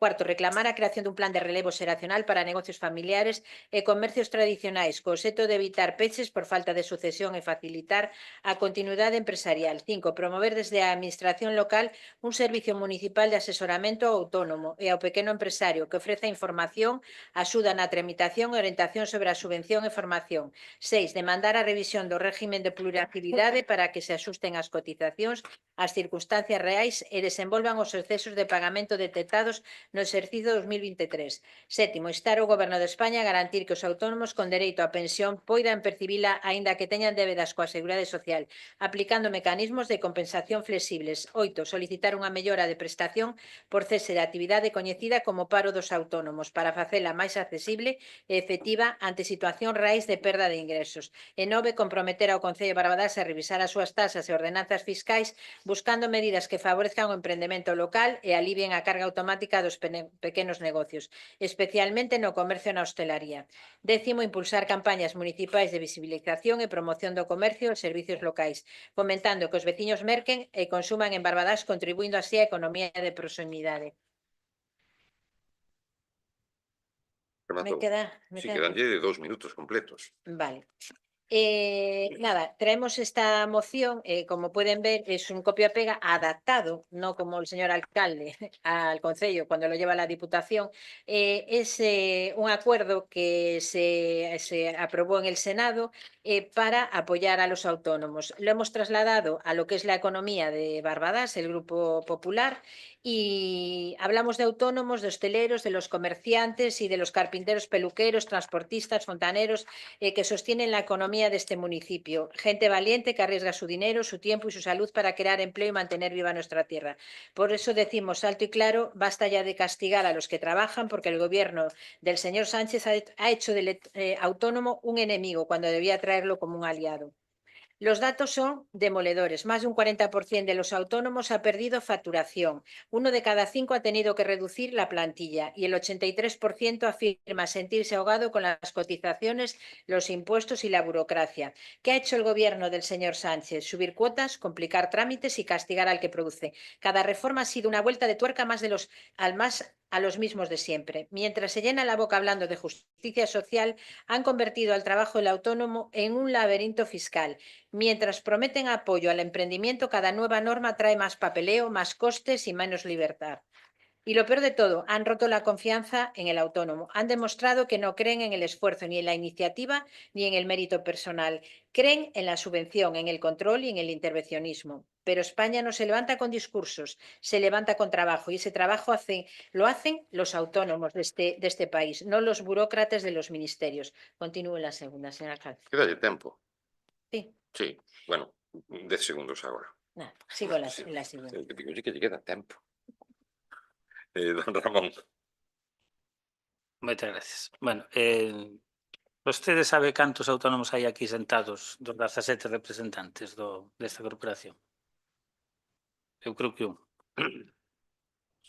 Dous. Bueno, eu levo 27 anos de autónomo. 27. E mire, imos a aprobar a moción porque, ao fin e ao cabo, pois, é verdad. Pero mire, isto é unha broma. E voulle dicir por qué. Porque, mire, nos 27 anos que levo de autónomo, paguei sempre o máximo, porque eu non tuve a subvención esa que poñerse de autónomo con 50 euros a hora durante un ano, eso non. Eu empecé a pagar o que pagaban xa os máis maiores. E neses 27 anos houve gobernos do Partido Popular e houve gobernos do Partido Socialista. E mire, todos subiron as cuotas, todos. E todos traballaron en contra do autónomo, porque neste país lexíslase desde as altas instancias dos gobernos e do Estado para favorecer sempre a mediana e gran empresa. Non para as microempresas que normalmente están formadas por autónomos que teñen varios traballadores. O autónomo o que hai é que deixalo traballar. O autónomo hai que terlle as rúas limpias, hai que ter os servicios básicos todo en perfecto orden. O autónomo non lle hai que facer, o Concello non ten que facer un plan, un servicio municipal de asesoramento. Isto é unha chorrada. Vamos, para ver que van dicir os das asesorías. Vamos, isto xa ve que non é inaplicable. Simplificar a burocracia, pero se os gobernos do Partido Popular foron os que máis burocracia nos meteron os autónomos. Incluso, pero bueno, xa lle digo, igual que os do PSOE, o mismo. O sea, que isto, falar ahora a mí, isto é falar por falar, porque fai 2 semanas, pois, saliu aí que van a subir outra vez a cotización, o que pagamos que están nos subindo todos os anos, pero durante 27 anos que levo eu. O sea, todos os anos sube, todos. É dicirlle que, pois, xa digo, non sei se queda. Non sei, dicirlle eso, que o que teñen que deixarnos traballar, e xa digo, os autónomos, sabe vostede que non podemos coller unha subcontrata, o sea, que subcontratar a outro autónomo. Eso non ven aquí.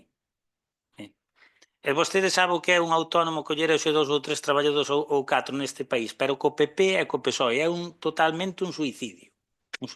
E cada vez vamos a peor, porque cada vez estáse legislando para, xa digo, a mediana e a gran empresa, porque o autónomo ten que cumplir as mesmas reglas que a mediana e a gran empresa. Moitas gracias, don Ramón.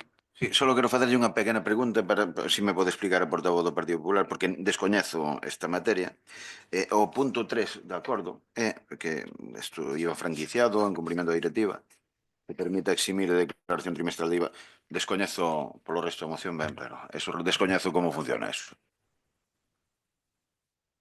Cando queira pode responder. Deixo que lle responda para aclarar a postura de voto ao millor del. Que o IVA franquiciado? Vamos a ver, todos los autónomos que no lleguen a ingresos o sea, que no superen los 85.000 euros, el IVA, vamos a ver, usted es un autónomo que factura el IVA, efectivamente, vale, pues en este caso, no tendría, vamos a ver.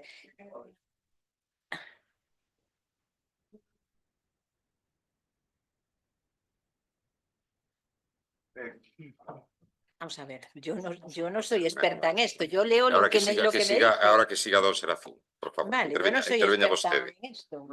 Pero que me querías coger a mí, yo no soy técnico, ¿eh? No. A ver, ¿entiendes? Yo te traslado lo que pone, vamos a ver, se entiende Sari, perfectamente. ahora, doña Chelo, correspóndelle falar a... Pero usted me dejó hablar, Sí, pero solamente le voy a decir en qué sí. quería que yo le explicara Está, eso. pero xa está. ¿Entiendes? O Xa sea, está. que- Sabimos que non era posible darlle esa Eso. explicación. A ver, está claramente. Don Serafín, por favor.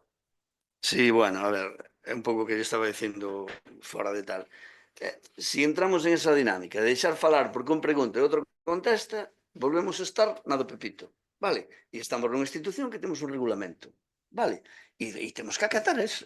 O lógico, he dicho moitas veces, pero bueno, se vostede non quere e tal e uno pregunta, outro contesta e outro dice outro, bueno, pues como consideren. Eu, desde logo, considero, o BNG considera que eso non é así. Bueno, ao respecto xa da cuestión que nos ocupa, bueno, BNG apoia, no fondo, esta moción, non? Que, en definitiva, é a defensa do tecido productivo de Barbadas e de Galiza, pero fai fincapé en que a solución requiere medidas estruturais, non as propostas que trae aquí o Partido Popular. A moción do Partido Popular é simplemente como un ariete contra o Goberno de Estado, na súa estrategia partidaria. É unha moción, nós entendemos que non é asumible. O BNG comparte a preocupación pola situación de crise e asfixia económica que vive o pequeno comercio, as PEMES e os autoemprendedores. O BNG vai definir autoemprendedores, non vamos falar de autónomos, porque autónomo tamén pode ser Amancio Ortega, e desde logo o BNG non está aquí a defender a Amancio Ortega, vale? Está a defender as economías máis precarias. Entón, para nós son autoemprendedores. Dicir, en primeiro lugar, que desde 2009 o número de autoemprendedores nas comarcas ourensáns diminuiu en 5.000, que ven de supor unha diminución dun 20% dos que tiñamos naquela época.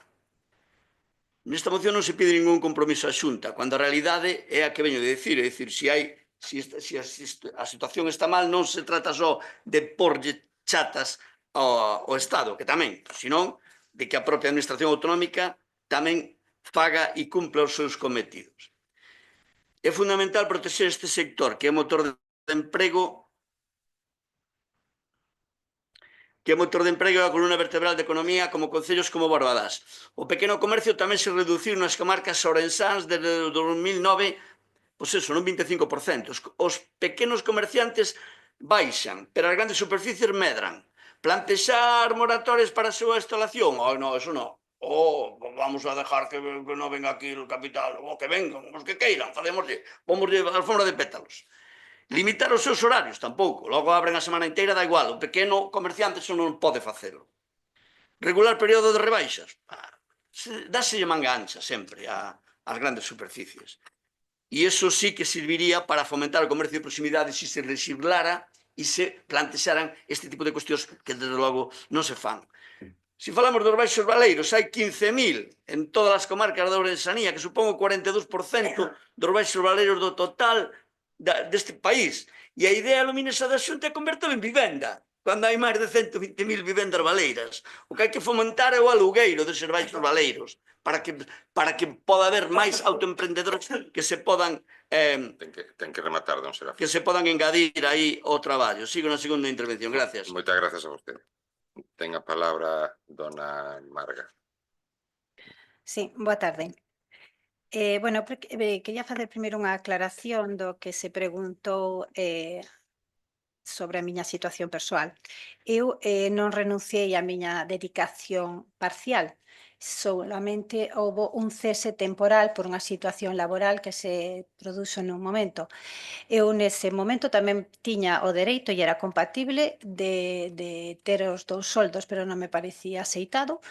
E entonces renunciei a esa dedicación parcial, que foi un cese temporal, hasta que esa situación cambiara. Cambiou esa situación e volvín a darme de alta como dedicación parcial. E iso puido facer porque era dedicación parcial, non dedicación exclusiva, e iso sempre foi asesorado por o secretario Rodrigo, que está aquí. Bueno, dito isto, Vamos a empezar cos autónomos, que me gusta isto. Porque eu tamén fui autónoma durante bastantes anos ao principio da miña vida laboral.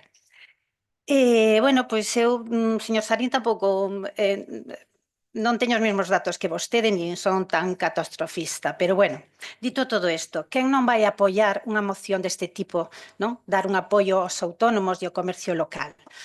Eu creo que todos vamos a estar de acordo neste punto. O que pasa é que me gustaría pois un poquiño matizar os puntos que se presentan nesta moción, que entendemos, pois como xa dixeron a portavoz do Partido Popular, que é unha moción xenérica, que se presentará en todos os concellos, pero que, bueno, que non reflexa mellor en certos puntos o que se fai aquí dende a Concellería de Comercio e dende a Concellería de Promoción Económica dende o ano 2015, que foi cando nos chegamos aquí a este goberno, e que dende o minuto cero pois empezamos a apoiar e a facer campañas e apostamos pois polo comercio local. Por exemplo, no punto 1, que pois ter ese compromiso de apoio colectivo, por suposto. Iso é firme dende este goberno e así o demostramos coas continuas campañas que desenvolvemos dende a área de comercio, coas subvencións que se otorgan desde promoción económica para inicio de actividades, e as colaboracións e a escoita que sempre se fai cando se achegan a nós, pois calquer persoa que tenga un comercio local aquí en Barbadás. Non punto 2, en cambio, pois instar ao Goberno de España, eu máis ben diría instar ao Goberno de España e tamén ao de Xunta de Galicia, para que entre os dous, pois esta burocracia, pois sí, se asilice e disminúa.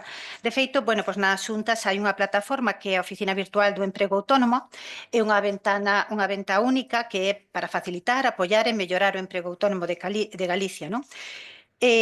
Bueno, ahora tamén, desde que está instaurada a administración electrónica, pois todo é máis doado, porque xa non hai que andar con tantos documentos, ni fotocopiar tantas cousas, incluso moitas veces xa se atopan en poder da administración certos documentos que xa moitas veces eles poden consultar con noso permiso e xa non é necesario volver a Ten que presentar. rematar. Ui, Tú, bueno, pois... pois quedan ya outros 3 minutos de segunda Vale, intervención. bueno, pois o IVA franquiciado é pois aqueles autónomos que teñen poucos ingresos, pois que non teñan trimestralmente que pagar unha barbaridade de IVA e lle resulte dificultoso e poida fraccionalo pois nun tempo. O sea, dalles unha flexibilidade, don Daniel. De nada. Ten a palabra doña Chelo Obispo de novo, por favor. Se lo iba a explicar en la siguiente, que lo traigo aquí, pero de todas maneras, creo que se lo acaban de mandar ahora, lo que acaba de decir ella. Yo creo que antes lo expliqué más o menos bien. No tener que presentar la declaración trimestral de IVA, lo que simplificará los trámites de los autónomos y ser más competitivos con el sistema para aquellos autónomos que facturen menos de 85.000 euros. Pero mire, lo traía en la segunda intervención. Desde 2018, con Pedro Sánchez, la Moncloa, los autónomos pagan más, tienen más trabas y menos derechos.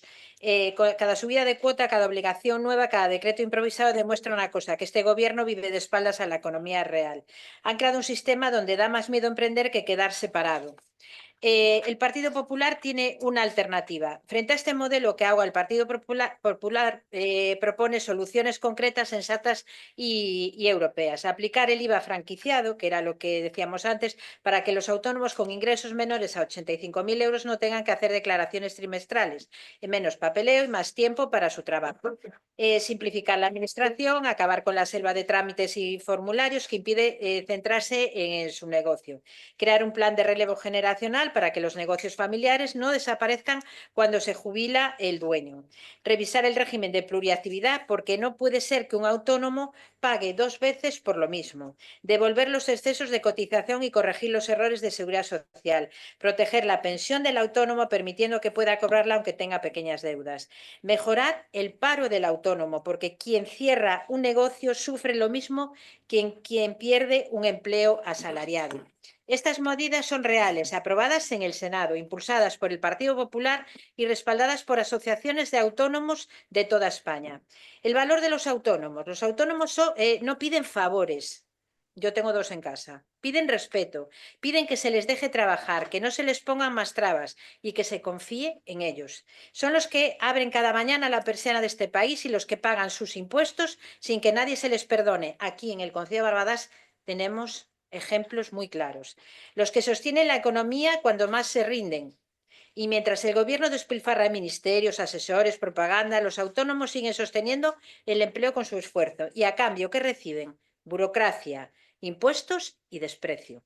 Este gobierno ha olvidado que España se levanta desde abajo y no desde los despachos de la Moncloa. Se levanta desde los talleres, las tiendas, los bares y los negocios familiares. Y un mensaje desde aquí, desde Barbadás. Desde este pleno, desde un pequeño municipio como Barbadás, queremos decirle al Gobierno de España, alto y claro, que escuchen a los autónomos, que dejen de maltratarlos y empiecen a apoyarlos de verdad, porque cada negocio que cierra es un trocito de país y en este caso de Barbadás que se apaga, porque detrás de cada autónomo hay una familia, una historia y España necesita autónomos, emprendedores y más gente valiente y no necesita más ministerios, asesores ni propaganda. Por eso pedimos el apoyo de todos los grupos a esta moción que por lo que he visto en este momento la van a apoyar y agradecida, porque defender a los autónomos... No, ya termino, señor alcalde, porque defender a los autónomos no es defender a un partido, es defender a quienes sostienen el país con trabajo diario. Gracias. Gracias a vostede. Don Ramón. Sí, bueno, en primeiro lugar, a señora concelleira, vostede acabase de contradicir, porque primeiro dixo que vostede non renunciou á dedicación exclusiva, senón que cesou temporalmente, pero a continuación dixo que había renunciado á dedicación exclusiva e entón cesou temporalmente. Foi a súa intervención. Me permite, Ben, preguntamos ao señor secretario. Bueno, pois que o conteste logo despois. Ahora estou na minha intervención. Mire, o autónomo, os dos bares, os dos comercios, estes xa cobran o IVA.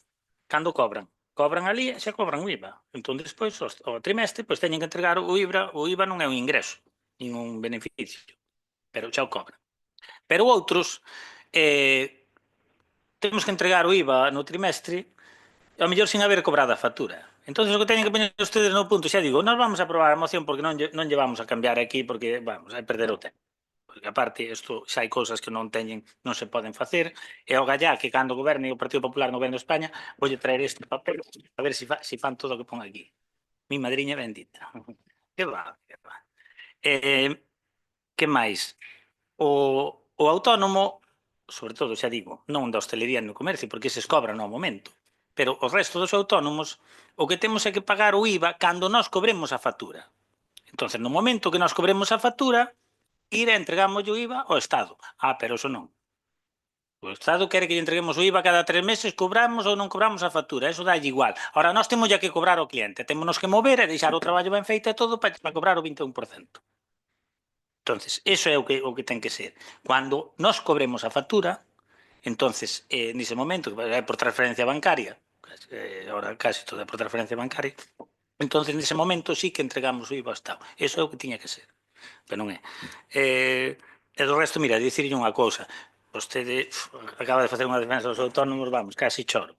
Pero mire, vostedes cando estaban no goberno deste Concello durante 27 anos, quero recordar, no momento que houve a posibilidade de facer aquí, impulsar un polígono empresarial que era factible, e por os ingresos que tiña este Concello, e por o nivel económico que había no país, o sea, que estábamos nun momento bollante, non se fixo, senón que se invertiu noutras cousas. Naquelas, moitos autónomos deste Concello houbésemos tido hoxe ali un sitio mellor para traballar e ao mellor creando emprego. Sabe o vostede? E non o fixeron cando tiveron a oportunidade. E agora, pois, sí, despois de 20 anos, pois veñen con todo isto. Eso era se houbera sido unha demostración de apoiar ao autónomo daquelas, haber feito eso. Moitas gracias. Moitas gracias a vostede. Don Serafín. Se me dá tempo. Bueno, inda que a moción critica directamente o IRPF e a cota dos autoemprendedores, o BNG debe centrar o seu discurso na necesidade dunha fiscalidade xusta e progresiva que non afogue os que menos teñen. O BNG aposta por unha reforma fiscal profunda, non só baixar a carga, senón facela máis xusta. Debe haber unha expresión fiscal sobre as grandes corporacións e fortunas, grandes PEMES, bancos, para poder aliviar a carga sobre os pequenos negocios e a clase traballadora. Hai que facilitar o asesoramento dos autoemprendedores. Hai que estender redes e infraestructuras de comunicación que non se recollen na moción. Necesidade de financiamento ben legal lembra que a subida dos impostos ten como objetivo financiar servicios públicos esenciais, sanidade e educación. É fundamental o financiamento, pero non a costa da economía de subsistencia dos pequenos autoemprendedores. A moción, nós xa digo, podíamos concordar en cuestións, pero é que fala simplemente do Estado. A Xunta non lle piden nin o nome. Compren levar que a Xunta, gobernada polo partido que presenta a moción, tamén ten competencias. Tarifa eléctrica galega. O BNG insiste na necesidade de unha tarifa eléctrica galega que abarate os custos enerxéticos a empresas e familias, aproveitando que Galicia é un gran produtor de enerxía que permitiría ventaxes comparativas. Fais eso, non? A enerxía para Madrid, allá, cuidaos. Aquí anegaron os vales, xa o expliquei 40 veces. E beneficio que se tira, cero. Inactividade económica. O goberno galego ten capacidade para incentivar o sector de líneas con líneas de axuda directas e áxiles. Onde están os incentivos fiscais autonómicos para os autónomos, para os pequenos emprendedores máis afectados pola inflación? A Xunta debe despregar axudas directas e reais para paliar o aumento dos custos, especialmente enerxéticos, que foron sempre reiteradamente solicitados por o BNG. E fanse, no padre. Entón, se a moción se votara por puntos, habría cuestión, puntos que se poderá aprobar, votándoa conxuntamente. Nós non vamos a aprobar esta moción porque non é que estemos en contra de favorecer a economía local. Acabo de dar propostas para favorecer esa economía local e os autoemprendedores. Algo que non se vai facer. Nin co goberno do PP, nin co goberno do PSOE, non, porque están a outra cousa, están ao que están. E non a favorecer a que menos ten. Están a favorecer as grandes economías, as macroeconomías. Entón, non basta con pedir baixada de impostos, sino que hai que exixir medidas estruturais e a utilización de todas as competencias que tamén ten a Xunta. Instar ao Estado a baixar impostos, vale, apoio a petición de reducir a carga tributaria dos máis pequenos, pero coa condición de que se faga de forma progresiva, gravando máis as grandes fortunas. Faise. Non. Instar a Xunta a crear un plan de axudas, o que igual compre un plan especial de emprego, que conleve plan de axudas, pero reclamando que este plan sexa dotado con fondos suficientes. Estás aprobando o orzamento para 2026. Non podo debullalo punto por punto porque non é unha cuestión que eu leve directamente, pero vai haber algo desto. No, padre, importa cero, coma, todo isto. Ten que rematar. E despois, con respecto ás cuestións de índole local que o Concello debe actuar, pois concordaríamos. Grazas. Gracias a vostede, don Serafín. Ten a palabra, neste caso, dona Marga. Ben, logo no punto 4 falase do plan de relevo xeracional, pero máis que reclamar a creación, eu penso que sería reforzar ese plan de relevo xeracional, porque aquí en Galicia está o que se considera bono remuda, que é precisamente eso, que de feito a última convocatoria rematou aquí en setembro, o 30 de setembro de 2025, e non solamente son para eses fillos ou netos que queren continuar co negocio familiar, sino que ademais con desempregados e xente moza, pois que quere seguir con incorporarse a un negocio pois que xa existe para que non morra ni se peche. Entonces eu creo que aí sería mellor o de reforzar, se lles parece ben, o plan do relevo xeracional. Despois, no de instar ao Goberno de España a garantir que os autónomos teñan dereito a cobrar a pensión aínda que teña débedas, tamén existe unha lei que saliu non fai moito, lei da segunda oportunidade. Non sei cando saiu a lei, pero sí que, se recordades todos, oímos falar da lei da segunda oportunidade, que é precisamente eso, axudar aos autónomos que están a piques de jubilarse e que teñen débedas ca Seguridade Social para que se acollan a esta lei e poden exonerarse esas débedas e poden cobrar a súa pensión totalmente. En canto á administración local, temos a sorte de contar desde fai 20 anos con un centro de empresarial transfronterizo, pois donde hai unhas profesionais que dan información, orientación e formación que é básica a día de hoxe para o pequeno comercio, con formación en novas tecnoloxías, en marketing digital, en implantación de tendas online, de escaparatismo, de manipulador de alimentos, que acabamos de facer algúns que son esenciais e gratuitos para moita xente que vai a traballar, por exemplo, para o sector de hostelería. Unha cousa, bueno, despois, impulsar campañas, aquí doime. Aquí doime porque impulsar campañas eu penso que sería mellor seguir impulsando campañas, porque mira que non levamos feito campañas.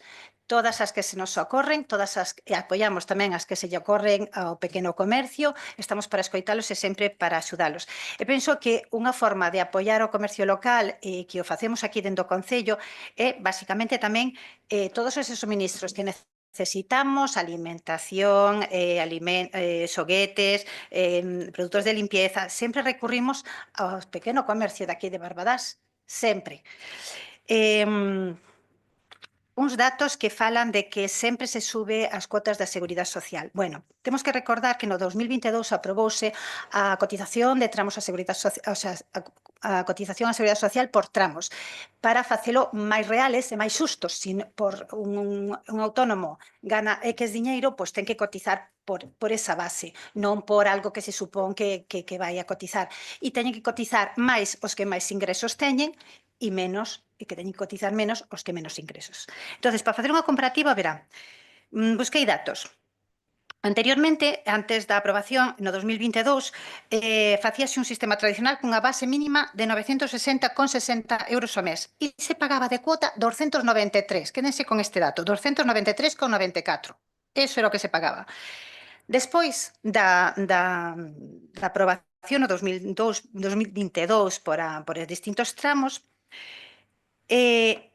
todos os que teñen ingresos hasta 1.166 euros Ten que ir chegan a rematando. pagar 260. É dicir, no 2025 pagaron menos de cuota da Seguridade Social que pagaban 293, con ingresos nos 3 primeiros tramos de ingresos mínimos, dos máis baixos. Ten que rematar, Despois, Daniel Marc. sí, despois nos seguintes tramos, pois claro, van a medida que se van aumentando os tramos a partir de 1.167 hasta 1.700, pois sí se incrementou. Grazas. Doña Chelo, ten un minuto. A ver, dona Marga, haríamos una moción conjunta y nos saldría perfecta. El problema ¿cuál es? Que no tengo tiempo, o sea, no tengo tiempo para leerla, o sea, me refiero a eso. A ver, lo que usted dijo, estoy totalmente de acuerdo con el plan, o sea, el tema de la ley de la segunda oportunidad, todo eso sí a ver, la moción va en función con los acuerdos que aprobaron en el Senado. Todo esto ya sé que existe aquí, ¿entiende? Entonces, a ver, lo que yo le decía ahora, hubiéramos hecho una moción totalmente de acuerdo con los autónomos. ¿Cuál es la base de esta moción que trae el Partido Popular hoy? Apoyarlos. Si esto, lo que yo le decía al señor Padrón, vale, vamos a ver, por algo se empieza. Vale, si realmente hay autónomos que no llegan a los 85.000 y ese IVA se le puede ahorrar y solamente lo tiene que hacer el IRPF anual, pues realmente hay mucha gente que no llega a ese, a ver, todos lo sabemos, sobre todo los que son un autónomo o que solamente tiene un trabajador. Entonces, pues ahí ayudamos a los autónomos. Esta moción lo que trae es intentar con un granito de arena desde Barbadás, con lo que usted aporta, con lo que yo aporta, a que los autónomos que tenemos aquí, un montón de ellos, sobre Chelo, todo... tengo un minuto, 20 Sí, no, segundos. ya termino. En Barbadás, pues apoyarlos. Es lo único que intentamos. Gracias. Y la próxima vez haríamos una moción conjunta. Gracias, señor alcalde. Grazas polo seu espírito constructivo, doña Chelo, pero en primeiro lugar quero dicirlle unha cousa. Entón, esta moción, se é un copia e pega del Senado, non está adaptada a Barbadás, porque se chegamos a un acordo non é copiar o que hai desde o Senado. Pero mire, vostede dáse conta que as competencias fundamentais de comercio non son do Goberno Central, que esencialmente corresponden á Xunta de Galicia. Esencialmente. Quero lembrar aquí tamén, dona Marga iba a dicilo, pero non tivo tempo que nós, dona Marga, Concelleira de Comercio, máis eu, reunímonos co Director Xeral de Comercio da Xunta de Galicia, con don Gabriel Alén, para mellorar a situación dos autónomos neste Concello. Reunímonos con ele, haberá ahora prácticamente un ano, pode ser, Marga, ou foi a principios da primavera ou o ano pasado, o tempo pasa que voa. Pero mire, sabe vostede por que non se aplica aínda o IVA franquiciado, o IBE franquiciado? Porque está pendente de negociación entre a Axencia Tributaria, os sindicatos e a Asociación de Autónomos. Está trabada aí. A negociación xa se empezou. E vostede fala de 85.000 euros. Non sei por qué. Non sei por que fala de 85.000 euros, cando hai países nos que é a partir de 25.000 euros. Hai outros que están nun tramo entre 30 e 55.000, quero recordar, e así sucesivamente. Ademais deso, é optativo. Non é obrigatorio. E vostede acaba de falar tamén de ingresos. Non, mire, non estamos falando de ingresos, estamos falando de facturación. Vostede dixo literalmente a palabra ingresos, pois non é ingresos, é facturación. O ingreso é que o que entra no meu peto e queda limpo. Facturación é o que factura. Pero o IVA franquiciado é outra cousa. O IVA franquiciado vostede di, no, que yo devolvan o IVA. Pero vamos a ver, dona Chele, o que IVA non se devolve. O IVA ingrésase e retórnase. No, vostede, no, que dejen de cobrar el IVA. O IVA é un ingreso, pero despois devólvese. Punto, final. Non hai máis. Non é que iso grave ao comerciante. O IVA devólvese. Bueno, digo que o IVA devólvese. Entón, que queda exento? Que ocorre co IVA franquiciado? O IVA franquiciado é que non teñen necesidade de facer factura.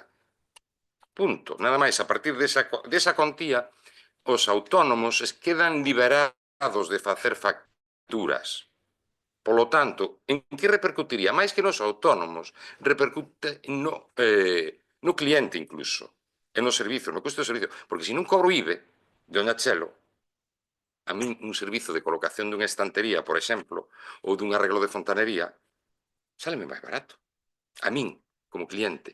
É dicir, se o arranxo de fontanería na miña casa costame 200 máis o 21% de IVA, a canto se vai? A 242. Correcto? Pois se non cobro IVA por parte do fontaneiro, do autónomo, pois quedame en 200.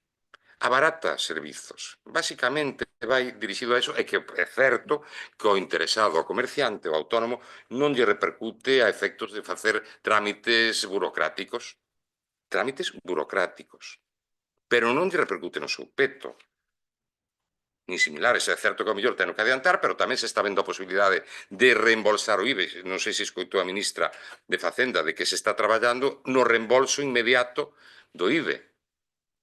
Entón, creo que as cousas han que analizar desde unha óptica ao mellor un pouco máis positiva, e agradezo nese sentido o feito de que se fixera unha moción conxunta, pois igual chegábamos en entendemento, pero trasladar as cousas de Madrid sin analizar a realidade deste concello, pois non procede.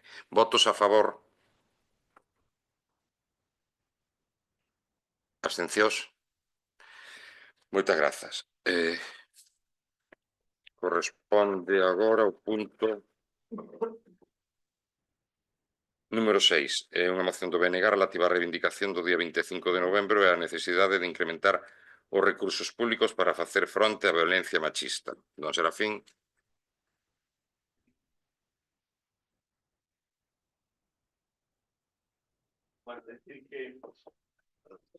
Decir que esta moción de reivindicación do día 25 de novembro, a necesidade de incrementar os recursos públicos para facer fronte á violencia machista, vai enmarcada dentro dunha campaña que a nosa organización política pois está pondo en marcha ao longo deste mes, con distintos actos públicos tamén ao longo e ancho do país, con mocións como esta tipo que se presentan nos distintos concellos, non digo en todos, pero bueno, que a posibilidade de poder defendelas nos distintos concellos do país, donde vai haber pois, un reparto pois, tamén de cartelería, de certos dípticos tamén con información que necesariamente se recolle nos acordos da moción, entón que, polo tanto, pois eso vai enmarcada en este ámbito da campaña do BNG vinculado ao 25N. Bueno, decir que no 2025 se cumplen 18 anos da Lei Galega para a Prevención e o Tratamento Integral da Violencia de Xénero, aprobada no 2007 despois dun intenso proceso de escoita social. Foi unha lei pioneira e vanguardista a nivel europeo que incorporou unha visión integral da violencia contra as mulleres en todas as súas dimensións, entendéndoa como consecuencia directa do sistema patriarcal. A norma ampliou o seu ámbito máis aló da parella, estableceu medidas globais de sensibilización, prevención, protección e apoio ás mulleres que a sofren. Desde entón, grazas á presión e ao traballo constante do movimento feminista, así como o esforzo de distintos colectivos tamén do nacionalismo galego, producironse avances e puxose en marcha unha rede de recursos importantes, pero, porén, non é suficiente. O sistema galego de loita contra a violencia machista sufre a desidia do Partido Popular no desenvolvemento do marco legal e o impacto do recorte nos servizos públicos aplicados durante as sucesivas crises económicas. Aspectos fundamentais recollidos na lei como o acceso á atención psicolóxica de la atención primaria non son hoxe unha realidade no sistema sanitario público en crise. As axudas económicas seguen a ser inferiores ás aprobadas hai case 2 décadas e non se actualizaron segundo o incremento do custo da vida. Non existe unha prestación periódica específica para as vítimas de violencia sexual. Non se garante unha formación especializada e continúa dado persoal que intervén na atención ás vítimas. E no ámbito judicial continúa a provocar procesos de revictimización. Ademais, os CIN sufren a falta de financiamento persoal. En áreas estratégicas como o ensino público non existe un verdadeiro plan de atención afectivo sexual. O Partido Popular mesmo eliminou a materia de igualdade e tenta impor mecanismos de control ideolóxico que buscan limitar o espazo das iniciativas feministas de profesorado e estudantado. Neste verán fixose público un informe do Consello de Contas que avalía as políticas públicas da Xunta en materia de violencia de xénero entre o 18 e o 22. O documento revela a súa importancia que a Xunta destina só un 3% dos recursos á prevención. Ademais, denuncia o recorte persoal e a ausencia dun sistema público e directo de atención ás vítimas, derivando competencias propias cara aos concellos, que quedan sobrecargados, ou privatizando servizos. Nese período, 18-22, os centros de acollida para as vítimas de violencia machista pasaron a depender de entidades municipais ou privadas. Só o centro de emerxencia para as vítimas de violencia de xénero segue a ser de titularidade autonómica. Claro, aquí tendemos, lógicamente, a privatizar todo para facer negocio, como fan ca vellez e como fan con todo.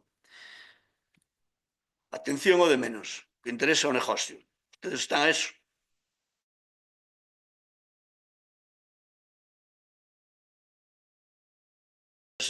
Tal e o que están. Tal e como levan denunciando colectivos feministas e profesionais e o BNG o ano 2000 para atención de vítimas de violencia sexual. 9 meses despois da súa posta en marcha, o Goberno segue ocultando información esencial sobre o seu funcionamento.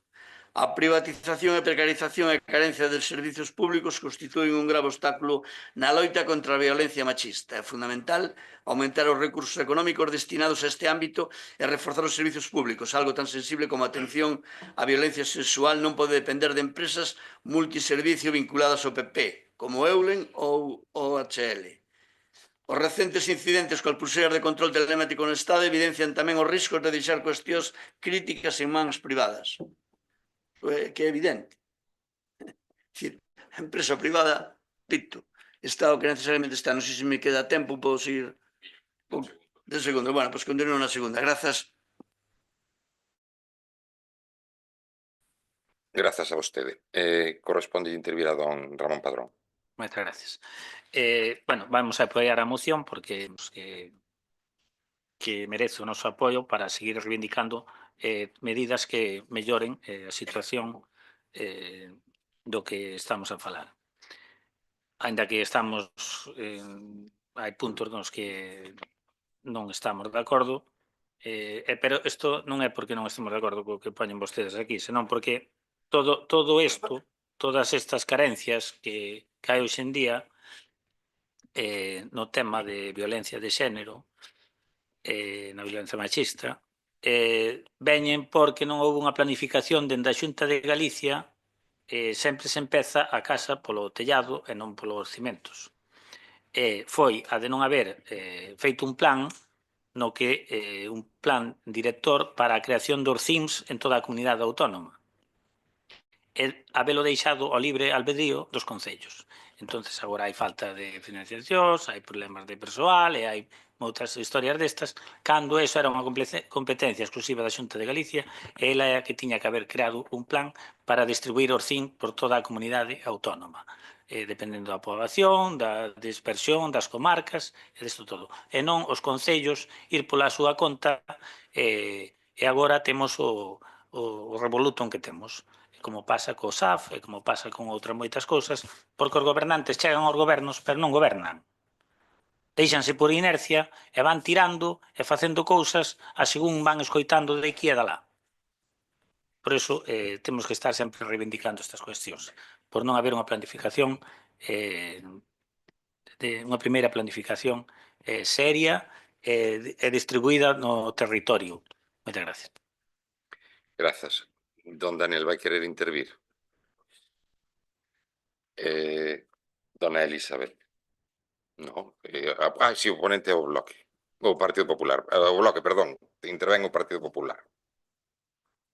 Sí. Buenas tardes a todas e a todos. O compromiso do Goberno galego na erradicación da violencia contra as mulleres é firme.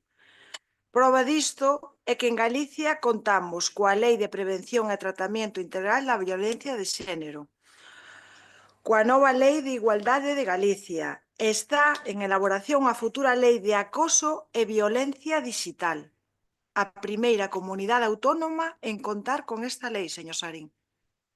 Sen embargo, este compromiso vai máis alá do ámbito normativo. Por iso, os orzamentos dedicados a este eido superarán os 24 millóns de euros no ano 2026. E dado que a loita contra a violencia de xénero ten que ir acompañada dun reforzo das políticas de igualdade, destinaremos tamén máis de 28 millóns de euros á promoción da igualdade. En total, preto de 50 millóns de euros dedicados neste eido, señor Sarín. Un incremento que permite non só manter os recursos, servicios e prestacións que xa temos a dispor das vítimas, sino tamén reforzalos e emplealos para atallar esta lacra, como axudas directas e periódicas ás vítimas de violencia de xénero que ofrece a Xunta en exclusiva, así como as axudas de pago único ás vítimas, axudas para darlles unha solución habitacional. Axudas para a súa inserción laboral, para que logren unha plena independencia do seu agresor. Axudas de asistencia psicolóxica de xeito integral e asistencia xurídica gratuita. Este apoio condicional do Goberno galego a todas as mulleres que sofren violencia de xénero maniféstase tamén coa creación de 5 centros de crisis das 24 horas nos complexos sanitarios de Santiago, Ferrol, Lugo, Ourense e en Vigo. Uns centros que ofrecen servicios de atención psicolóxica, xurídica e social. Dan apoio a asistencia ás vítimas familiares e persoas do seu entorno. Incluyen información telefónica e presencial ás 24 horas do día durante todo o ano. Sabe como funciona, señor Sarín, estes centros de crisis das 24 horas? Coñece a alguén ou algunha vítima que tuvera que acudir a eles? Sabe como funciona? Porque eu sí. E podo dicir que funcionan perfectamente. Trátase de centros que contan cun protocolo de funcionamento elaborado e confeccionado pola Xunta de Galicia, que tamén supervisa, controla e resolve as incidencias que poden existir nestes centros de crise. Porque o Goberno central non foi capaz de elaborar un protocolo de actuación común para todas as comunidades autónomas. Nin achegou o financiamento necesario para o seu mantemento. Unha práctica da que xa nos ten acostumbrados o Goberno do señor Sánchez. Non podemos esquecer a importante labor que levan a cabo os centros de información á muller, os CIN, nos concellos galegos. Uns recursos municipais fundamentais para o acompañamento das mulleres, a promoción da igualdade nos concellos galegos, a atención de vítimas de violencia de xénero e acompañamento ás persoas de LGTBI. Continúo na segunda intervención. Moitas grazas. Don Ramón. Dona Elizabeth. Grazas, alcalde.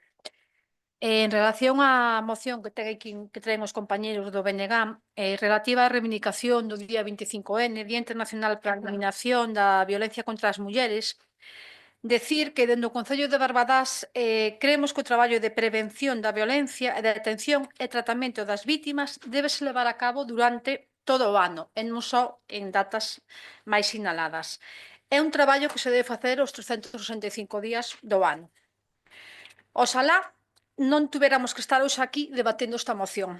Iso significaría que a violencia machista pois xa sería un recordo do pasado. Pero, por desgraza, teremos que seguir denunciando e tamén seguir traballando dende as institucións ata erradicala por completo. porque mentras exista unha soa muller vítima desta violencia, esta loita seguirá sendo moi necesaria, e mentras non chegue ese día, pois desde este equipo de goberno temos claro que aínda queda moito camiño que percorrer para erradicar esta lacra social, que aínda que os avances en materia de igualdade foron moitos, principalmente grazas aos movementos e ás loitas feministas, estamos asistindo a un retroceso sobre todo entre a xente máis nova. Entre a que se normalizan certos comportamentos machistas ou violentos, actitudes de control e celos que se integran como parte das relacións de parella. Estas actitudes, unidas ás correntes negacionistas da violencia de xénero, fan que cada vez sexa máis necesario o feminismo, porque, como din vostedes mesmo na exposición de motivos da súa moción, o negacionismo da violencia machista tamén é violencia de xénero. Ante esta situación, é cada vez máis necesario o fortalecemento das políticas públicas e os servizos de atención ás mulleres, atendendo prioritariamente ás vítimas de violencia de xénero e ás vítimas de agresións sexuais, como xeito de combater a desigualdade e a violencia contra as mulleres. Vou a darlle uns datos para que vexan a importancia que son os CIN. Vou falar do noso CIN, o CIN que temos aquí no Concello de Barbadás. Que, como dixen antes, oxalá non tuveramos que dar estes datos. Vou a dar os datos do ano 2024 porque o ano inteiro.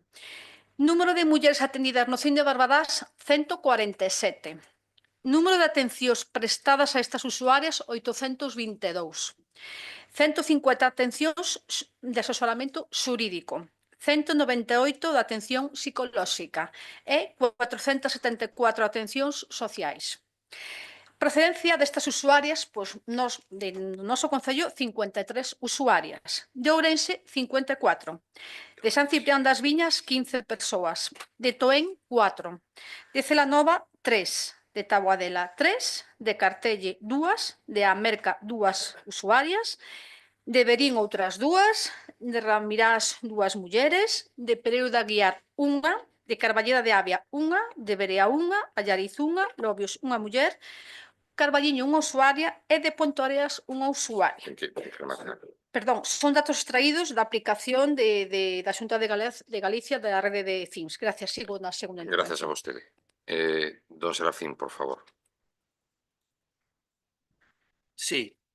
Bueno, decir que no 2025 cúmprese 30 anos da Declaración de Beijing, na que se recoñeceu internacionalmente algo abertamente cuestionado por sectores negacionistas, que a violencia de xénero é un obstáculo para a igualdade, o desenvolvemento e a paz, ademais de vulnerar os direitos humanos e actividades fundamentais das mulleres. Por primeira vez, equiparábase a violencia contra as mulleres á violencia de xénero, entendéndoa como unha construción cultural modificable a través dos procesos de socialización. Acaba de dicilo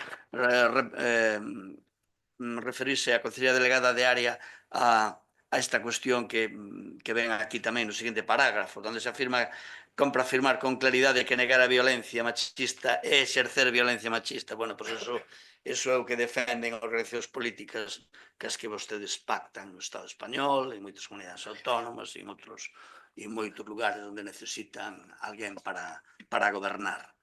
No 2024, segundo os datos oficiais, 5 mulleres foron asesinadas neste país. Hoxe existen máis de 6.000 casos activos no sistema Biogen. E no que vai de 2025 producíronse varios feminicidios e intentos de feminicidio. A violencia machista é unha realidade incuestionable. É un problema de dereitos humanos, o principal problema que afecta a vida das mulleres. As institucións teñen obriga de reforzar os recursos e servizos públicos para facerlle fronte. Por estes motivos, o noso grupo político denuncia o negacionismo da violencia machista, que é unha forma de violencia machista, reafirma o seu compromiso co reforzo destes servizos públicos. E animamos tamén a veciñanza a secundar as mobilizacións do movimento feminista vinculado a esta data 25N. Si concordamos tamén co que dice a Conselleira Delegada do Partido Socialista, que efectivamente hai que escapar de datas, evidentemente que hai que escapar de datas. Estas cuestións ten que estar por riba da mesa todos e cada día do ano, non é unha cuestión que pasa que se celebra nunha data por unhas efemérides reseñables, pero lóxicamente son cuestións que ten que estar con plena vixencia e con plena actualidade en todas e cada unha das cuestións e dos procesos e de todo tipo de cuestións no ámbito local ou no ámbito que sexa.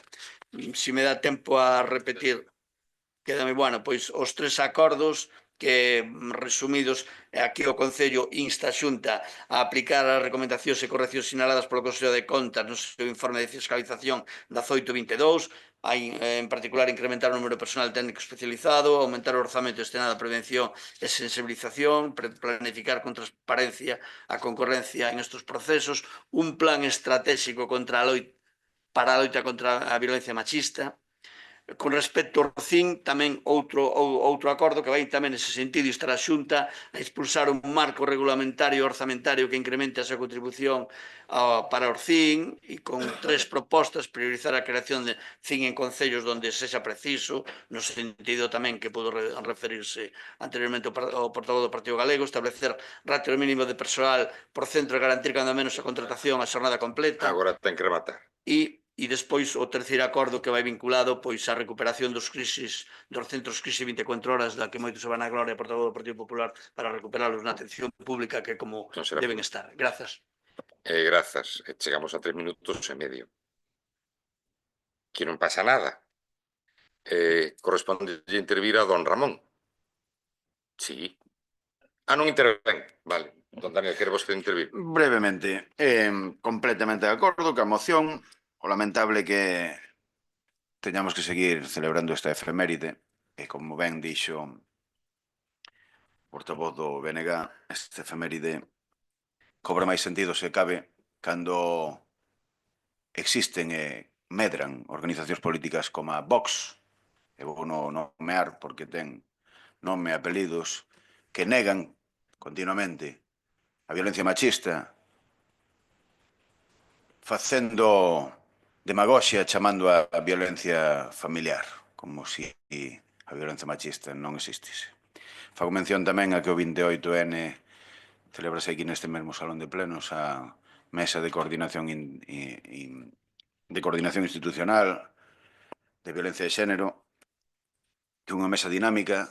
Os servizos deste Concello traballamos en conxunto, os servizos e concellerías deste Concello traballamos en conxunto. A decirse que o CIN deste Concello é exemplar, é un dos que mellor funciona, e non é porque eu sexa verdad, senón porque dende a propia administración así se recoñece. E os datos aí están, os datos do CIN, cando é o máis usado, e precisamente veñen aquí mulleres, lamentablemente, de outras provincias, precisamente por esa necesidade de intimidade que teñen a veces, por esa lacra social da persecución hacia elas polo simple feito de ser mulleres. Moitas gracias. Moitas grazas, don Daniel. Ten a palabra o voceira do Partido Popular. Ahora vamos coa lei do só si e si. As rebaixas de penas de 1.450 e as escarcelacións de 126 a delincuentes sexuais foron consecuencia dunha norma mal planificada e peor executada que só serviu para condonar pena a 3 de cada 10 agresores sentenciados a causar un dano aínda maior nas vítimas. Non nos podemos esquecer de que esta lei foi promovida polo goberno de Pedro Sánchez e apoiada por o BNG, que aínda que pediu desculpas ás vítimas, presumen de ser os máis feministas, pero en realidade demostraron ser o goberno menos feminista, xa que permitiron poñer na rúa violadores coa lei máis lesiva da historia para os dereitos das mulleres. No caso de Galicia, nos rexistros do Consello Xeral do Poder Xudicial constan oficialmente 58 rebaixas de condena e 6 escarcelacións no Tribunal Superior de Xustiza de Galicia e nas audiencias provinciais. Está claro que cualquier partido que goberne, sea de dereitas, sea de izquierdas, nadie o vai a facer perfecto. Eso está claro. Sempre vai a haber pros e contras, sempre vai haber. O que está claro e o que temos que facer tanto de da administración estatal como autonómica como municipal é que as mulleres denuncien. Eso é o primordial, é apoialas sempre. Porque vos non sabedes ben cuántas cantidades de mulleres hai que non denuncian. Muchísimas. Debe denunciar un 20% das mulleres. Entonces, non estamos de acordo, señor Sarín, eu non estou de acordo co que vostede di da Xunta de Galicia do que falamos aquí da violencia de xénero, porque eu creo que desde a Xunta de Galicia están actuando correctamente. Vivino na miña piel, os 2 días estaba no psicólogo, e sei que están actuando perfectamente porque o estou vivindo. Si o está facendo moi mal a nivel estatal, a xusticia. Entonces, eu queixaríame máis e me enfocaría esta moción a mover máis a xusticia porque vai moi lenta para estas mulleres. A Xunta e os Sergas actúan adecuadamente e conozco varios casos que así o confirman tamén. Nada máis. Moitas grazas, dona Nieves. Dona Eli. Grazas, alcalda. Totalmente de acordo cas últimas frases que deu aquí a compañeira do Partido Popular. Oxalá todas as mulleres denunciaran todos os acosos que sufren no día a día. Bueno, con respecto aos acordos, non os vou a ler, vale, porque senón non me chego tempo. No acordo 1, as actuacións do punto 1 son competencia da Xunta de Galicia, en concreto da Consellería de Política Social e Igualdade, órgano responsable da planificación, coordinación e evaluación das políticas autonómicas de igualdade e prevención da violencia de xénero. En consecuencia, resulta procedente que as entidades locais expresen o seu apoio á correcta implementación das recomendacións do Consello de Contas, na medida en que a eficacia de ditas políticas repercute directamente na ciudadanía e nos servicios municipales de igualdade. Esta moción é coherente cos principios de boa administración, eficacia e transparencia e concorda cos obxectivos establecidos tanto na legislación estatal e autonómica de igualdade como no Pacto de Estado contra a violencia de xénero. O reforzo do persoal técnico do STIN contribuirá a mellorar a calidade da atención e a cobertura territorial do servizo. O aumento dos recursos orzamentarios permitiría desenvolver accións de prevención, sensibilización e formación. E a planificación transparente das contratacións e subvencións fortalecería e garantizaría a eficiencia na xestión dos fondos públicos. No acordo 2, estamos totalmente de acordo que na creación de novos CIN permitiría unha cobertura territorial máis equitativa e un mellor acceso das mulleres aos recursos, especialmente no ámbito rural. Isto sería o escenario idóneo, pero antes de tomar esta medida deberíase reforzar a atención dos CIN xa existentes, xa que moitos deles están en precario. O establecemento de cocientes mínimos de persoal técnico contribuiría a igualar a calidade do servizo en todo o terreo e garantir unha atención adecuada á demanda existente. A contratación a xornada completa favorecería a estabilidade laboral do persoal e a continuidade e calidade na atención das usuarias, o que redunda nunha maior eficacia na intervención. A coordinación institucional e comarcal entre administracións locais, provinciais e autonómicas resulta esencial para optimizar recursos, compartir experiencias e garantir a igualdade na prestación do servicio.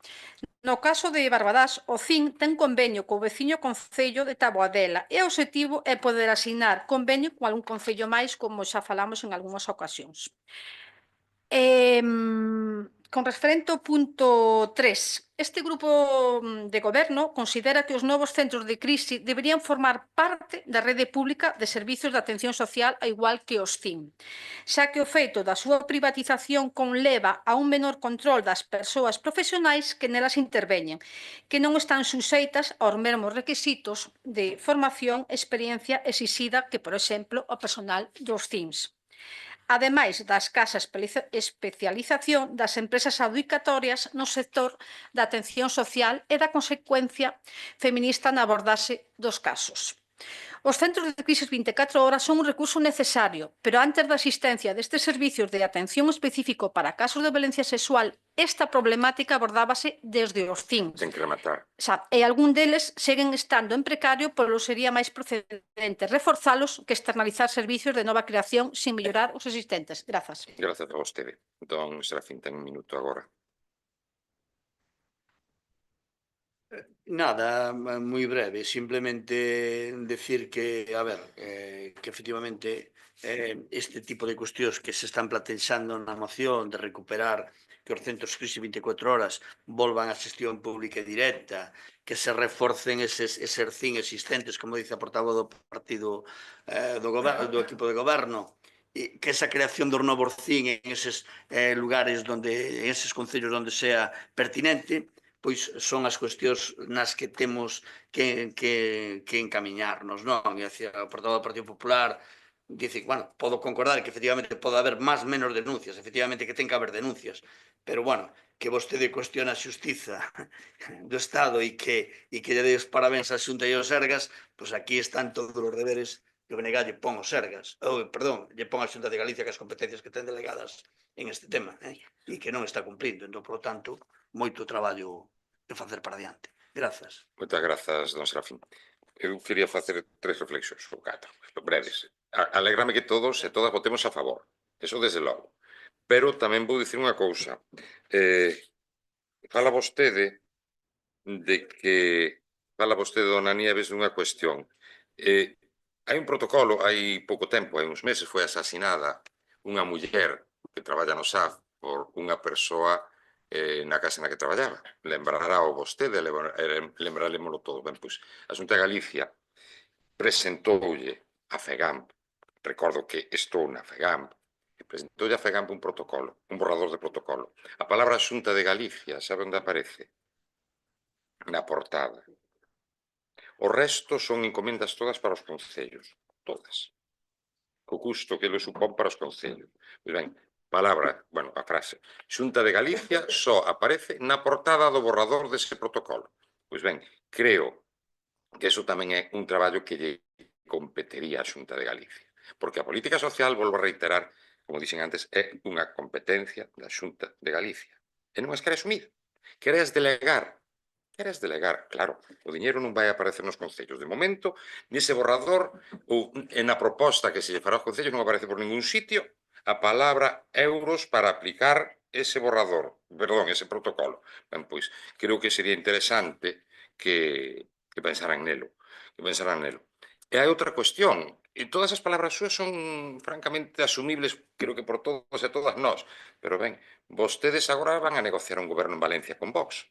Un goberno en Valencia que ademais está promovendo legislación que precisamente vai en contra dos dereitos das mulleres e dos colectivos LGTBI, que creo que vostede tamén mencionou, e incluso dos colectivos de inmigrantes, porque queren facer unha listaxe para valorar a ver que uso lle dan os inmigrantes á seguridade social e que uso lle dan os nacionais. Esas son as políticas nas que vostedes ao final acaban apoiándose para gobernar. Pero non só eso, despois apóianse en diputados, diputadas, concelleiros, concelleiras, que cando hai unha convocatoria por un asasinato dunha muller, resulta que non van. E resulta que incluso boicotean. E incluso fan convocatorias paralelas. Creo que habería que meditar sobre eso. Vostede, a súa intervención, está ben, pero traslade eso ao seu partido. Que non gobernen con partidos que non condenan o asasinato dunha muller. Que non gobernen con eles, que non fagan legislación nese sentido. E, por certo, unha anécdota, como dixo don Serafín, vostede di que a xustiza está traballando mal, que os xuíces non aplican leis ou que non se comportan como deben. Calquera día temos aquí unha condena do Consello Superior do Poder Judicial criticando e dicindo que se retracte, como lle fan ao señor Pedro Sánchez, cando di algo da xustiza que di que non actúa correctamente. Vostede acaba de decir o mismo que di Pedro Sánchez. Lo mismito. Que pasa é que vostede non está no púlpito en cuestión, a cuestión é que vostede non está no púlpito que ten esa relevancia, pero dijo lo mismo. Entón, espero que o Consello Superior do Poder Judicial non me mande unha nota dicindo, mire, dígale a doña Nieves que diga outras cosas. Votos a favor da moción. Abstencións? Partido Popular. Ben, pasamos ao seguinte punto, que é a moción do BNG para a implantación. Permítame un momentiño, suspendemos 2 minutos que necesito sair.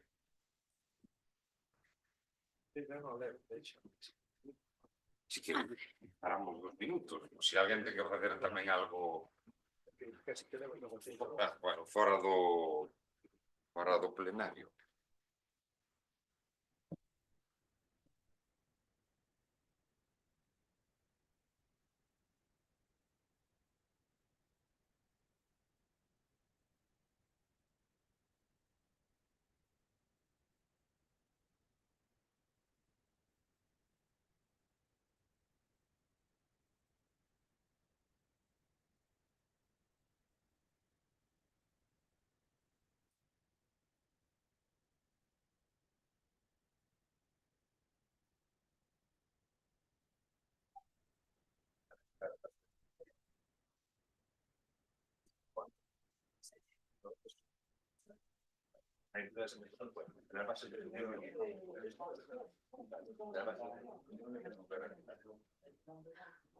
Lógicamente, si no van el presupuesto, sí cabría que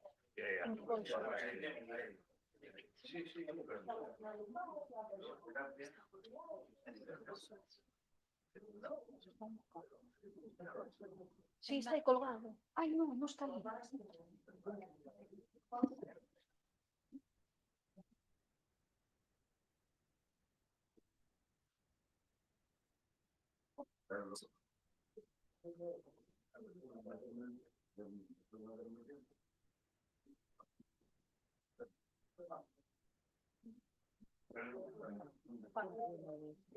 Antes de que me lo marca.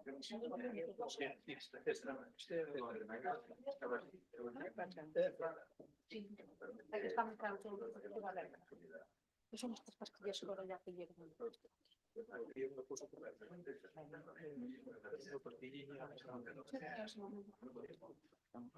No te preocupes que ya comemos más. Hay otra botella, ¿quieres? A después. No.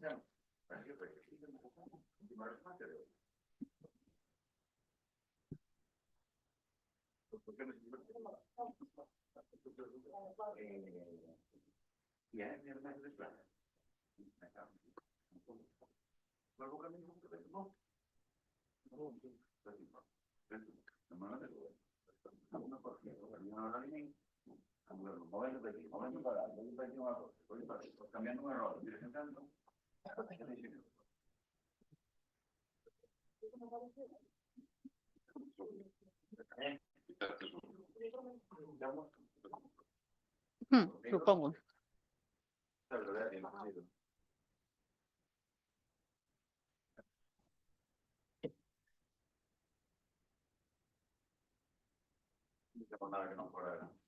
Vamos de salud.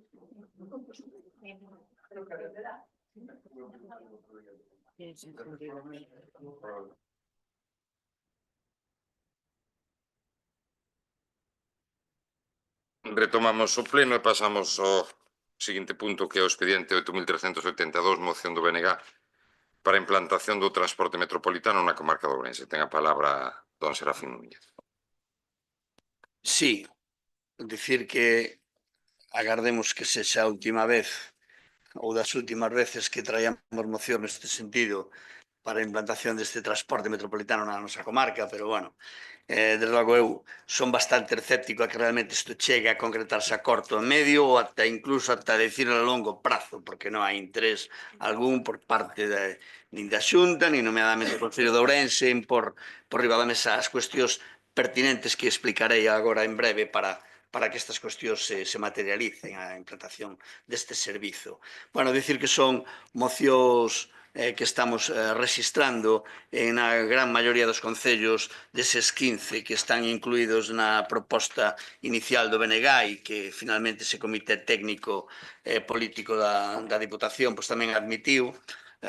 Faltaban algúns concellos como era Esgos e Nogueira de Ramuín, que finalmente por iniciativa do BNG tamén se incluíron nesa proposta.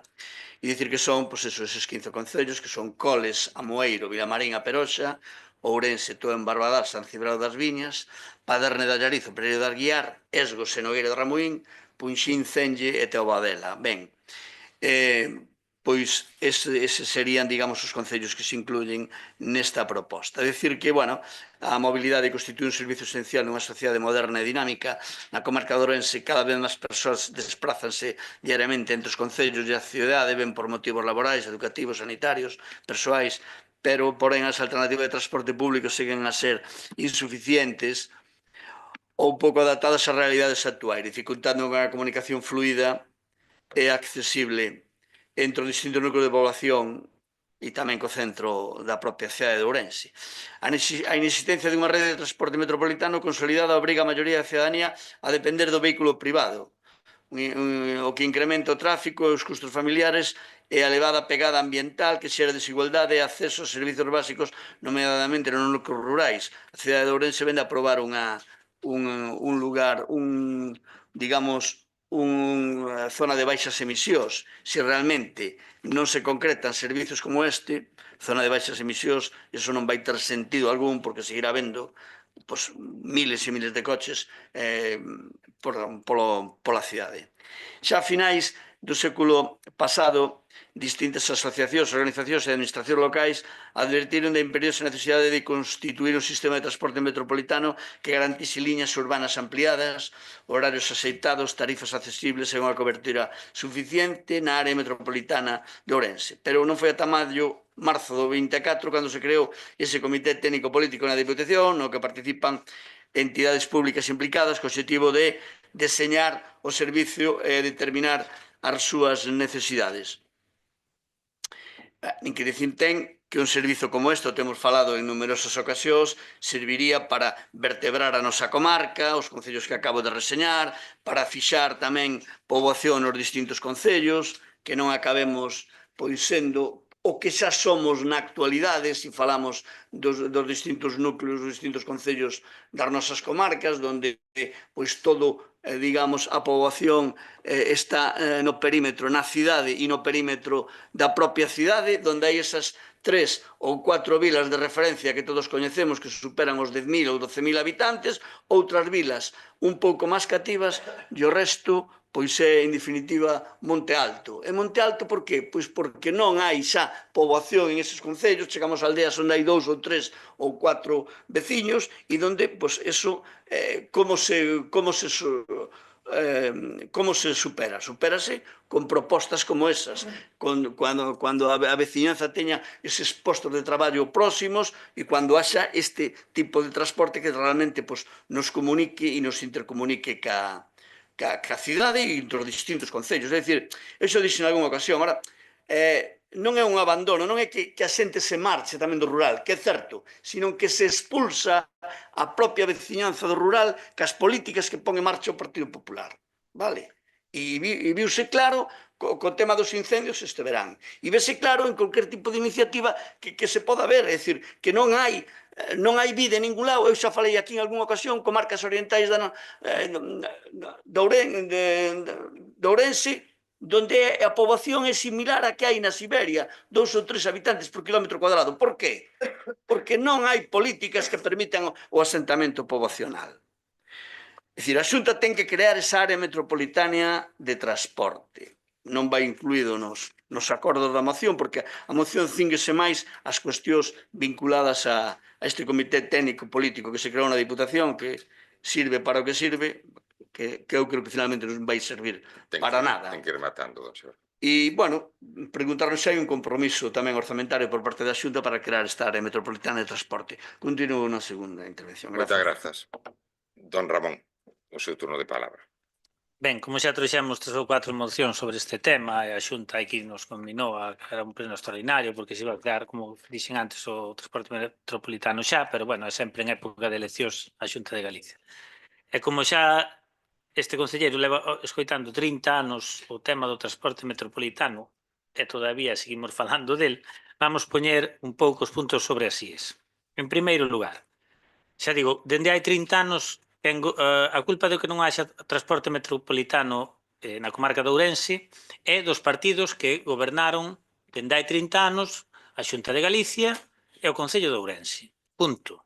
Cales son esos partidos? O Partido Socialista de Galicia, o Bloque Nacionalista Galego e o Partido Popular. Porque son os únicos 3 partidos que gobernaron esas 2 institucións desde hai 30 anos aquí. Por lo tanto, son os máximos responsables de que todavía non haxa transporte metropolitano. Uns máis, outros menos. Pero non deixan de ser. E agora hai outro responsable máis que é Democracia Orensana, que goberna dende hai 6 anos o Concello de Ourense. Por iso, vou dicir ao señor Xarín que inclúa un terceiro acordo no que, aparte de instar a Xunta de Galicia, inste tamén ao Concello. O Concello sería así, para... non me conto o tempo agora, señor alcalde. Era para redactarlle o terceiro punto que queríamos incluir. 1 minuto 23. O Concello de Barbadás insta ao Concello de Ourense a facilitar no plazo máis breve posible a implantación do transporte metropolitano na comarca de Ourense. Eso sería a redacción do terceiro punto, porque é outro dos actores, bueno, vamos, o fundamental para que isto sexa posible. E tamén Outro punto sobre as IES é dicir que realmente Barbadás sí goza dun transporte metropolitano, porque estámoslo pagando. Estamos pagando, subvencionando o que nos cobran as empresas concesionarias que traballan aquí no noso concello. É dicir que a Valenzá, Sobrado, Ventraces, Loiro, Barbadás, en menor medida os povos, pero sí están cubertos por un transporte metropolitano que nós estamos facilitando. Sen embargo, hai 3 povos deste concello que están discriminados, que son Piñor, Parada e Santouxía. Porque, por os motivos que xa puxemos anteriormente, que un usuario de Piñor, Parada ou Santouxía, a finca Fierro non, porque teñen a sorte de que lles chega ali o autobús urbano de Ourense, por a residencia sanitaria, e, sen embargo, para o Hospital do Sergas a Xunta non ten un transporte. Pero refírome a eses 3 povos porque un usuario dese transporte ten que baixar. Para chegar a Ourense ten que coller 2 autobuses, ten que vir para vir a Valenzá ten que coller 2 autobuses, ten que baixar, ir hasta Marcelo Macías, porque non lle pagan antes, e despois coller ali un autobús urbano de Ourense, ou esperar por o da Valenzá para que o leve a Valenzá. Por eso, que sepan eso. Esos son os puntos sobre as IES e a realidade que existe neste concello. Moitas gracias.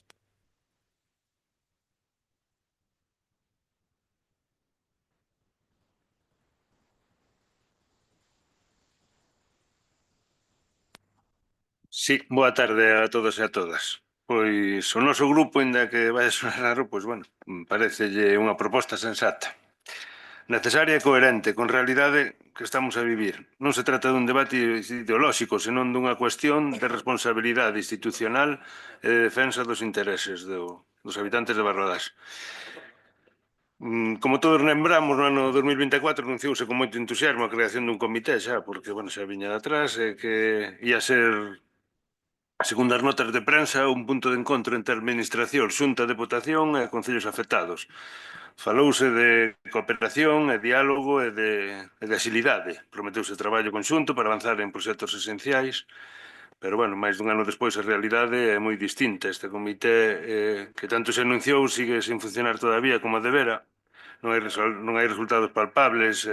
O máis grave é que Barbadás non estivo defendendo con forza o seu papel nese comité, por o que nos entendemos. Na derradeira reunión celebrada, o señor alcalde non estivo, o noso alcalde de Barbadás non estivo á altura do que se agardaba, porque mentres outros concellos aproveitaron para reivindicar proxectos, pedir prazos e exixir compromisos, Barbadás quedou en silencio, sin facer valer o peso que lle corresponde neste tema. Recórdolle que non estuvo o señor alcalde ni ningún membro deste goberno nesa reunión. Por iso, algo que non podemos pasar por alto, porque un alcalde está para representar e reclamar e para loitar polos intereses do povo, sobre todo cando viñamos dunha primeira e segunda reunión que ao parecer fora moi satisfactoria. E sen unhas notas de prensa do voceiro, incluso, do grupo provincial do PSOE. Esta moción vai na liña de instar a Xunta de Galicia, tamén debería efectivamente incluir o Concello de Ourense, por lo tanto, nós, se o puderamos incorporar, pois incorporaríamos ese terceiro punto. Incluso pois instar a Diputación a activar de maneira efectiva este comité que se poña a traballar con máxima premura. Pero, según as indicacións que nos chegan, pois xa hai un tempo pediuselle ao Concello de Ourense unha explicación das líneas para poder ir preparando a concesión que ten, a indemnizacións que tería que neste caso cubrir a Xunta para eliminar ou remover incluso algunhas das paradas. O Concello de Ourense ainda se está a agardar ese tema. É dicir, non abondan con titulares ni en reunións simbólicas. O que necesitamos son acordos reais, proxectos definitivos e compromisos firmes en Barbadás. Con Barbadás, perdón. E nós tamén debemos de pôr ao dispor dos nosos veciños, viaxeiros, as marquesinas, por exemplo, acordes aos tempos que vivimos, así como a sinalización correcta da real das paradas. Don Ramón, ten que rematar. Grazas. Dona Vitoria, ten 3 minutos. Moitas grazas, boas noites a todas e a todos. A ver, o que é un sinsentido é que, bueno, eu tamén era moi xoven, Ramón Padrón, cando xa se falaba do transporte metropolitano. Éramos xóvenes, isto é, aquellos maravillosos años en los que se hablaba del transporte metropolitano. Pero bueno, estamos no ano 2025 e o que me parece un contrasentido é que a Xunta, que é a competente para definir o transporte metropolitano, lle encomende á Diputación Provincial que cree un comité no que están representados todos os concellos, efectivamente, está representada a propia Xunta, que a la chita callando está allí, porque aportar pouco aporta a Xunta nese comité. E aí falan fundamentalmente, quenes falan? E Barbadás fala, é alto, e presenta propostas por escrito. E na nosa proposta fala precisamente de que esta proposta tiñan que coñecer vostedes, que penso tivemos unha xunta de voceiros para consensuala. E nesta proposta fala precisamente do que comentaba Ramón Padrón, que é establecer unha liña de transporte ou adecuar as existentes para comunicar aos núcleos de San Lorenzo de Piñor e Parada co núcleo da Valenzá. Fálase de habilitar unha parada de transporte na rúa Tangaraño á altura da gasolinera Plenoil Panadería Sabucedo, que xa nos dixeron que non, tanto o Concello de Ourense como a propia Xunta. Incremento de frecuencias dos servizos prestados no medio rural, en concreto as liñas que comunican os núcleos de Loiro, Ventrácer, Sobrado do Bispo, Barbadás, Piñor e Parada. Seguimos a la espera. Extensión de liña de transporte urbano do Concello de Ourense con orixe e destino en Reza ata Santa Uxía. Parece un sueño que nunca será realidad, pero aí está esa demanda que plantexou o Concello de Barbadás co acordo de todos os membros da Xunta de Portavoces. Extensión da liña de transporte urbano do Concello de Ourense ao Hospital do Piñor. Fixéronse melloras nesta liña nos últimos meses e posta en marcha dunha liña de autobús aos polígonos de San Cibrao das Viñas e Pereiro da Guiar. Evidentemente, isto demostra que o goberno de Barbadás está traballando do asunto. O goberno de Barbadás, ademais, é pioneiro, xa sei que esta palabra non lle gusta ao alcalde, pero neste caso é a caída, é pioneiro na promoción do transporte público. Por eso bonifica o transporte público. Por eso antes gastábamos ao mes en bonificacións no transporte público 5.000 euros e agora gastamos 11.000 euros. Isto demostra que en Barbadás estamos contribuindo á sostenibilidade medioambiental, é dicir, non usamos o coche e usamos o autobús. Entonces, penso que Barbadás é un bo exemplo e penso que sí, tamén queremos o transporte metropolitano, queremos que se implante, pero como ben decía Ramón Padrón antes, prácticamente xa moitos veciños se están beneficiando deste transporte metropolitano e seguiremos traballando porque así nos están transmitindo as asociacións veciñais no aumento de frecuencias e seguiremos traballando evidentemente no transporte metropolitano, pero a Xunta neste caso é quen non fai os seus deberes, non é o Concello de Barbadás quen non nos fai.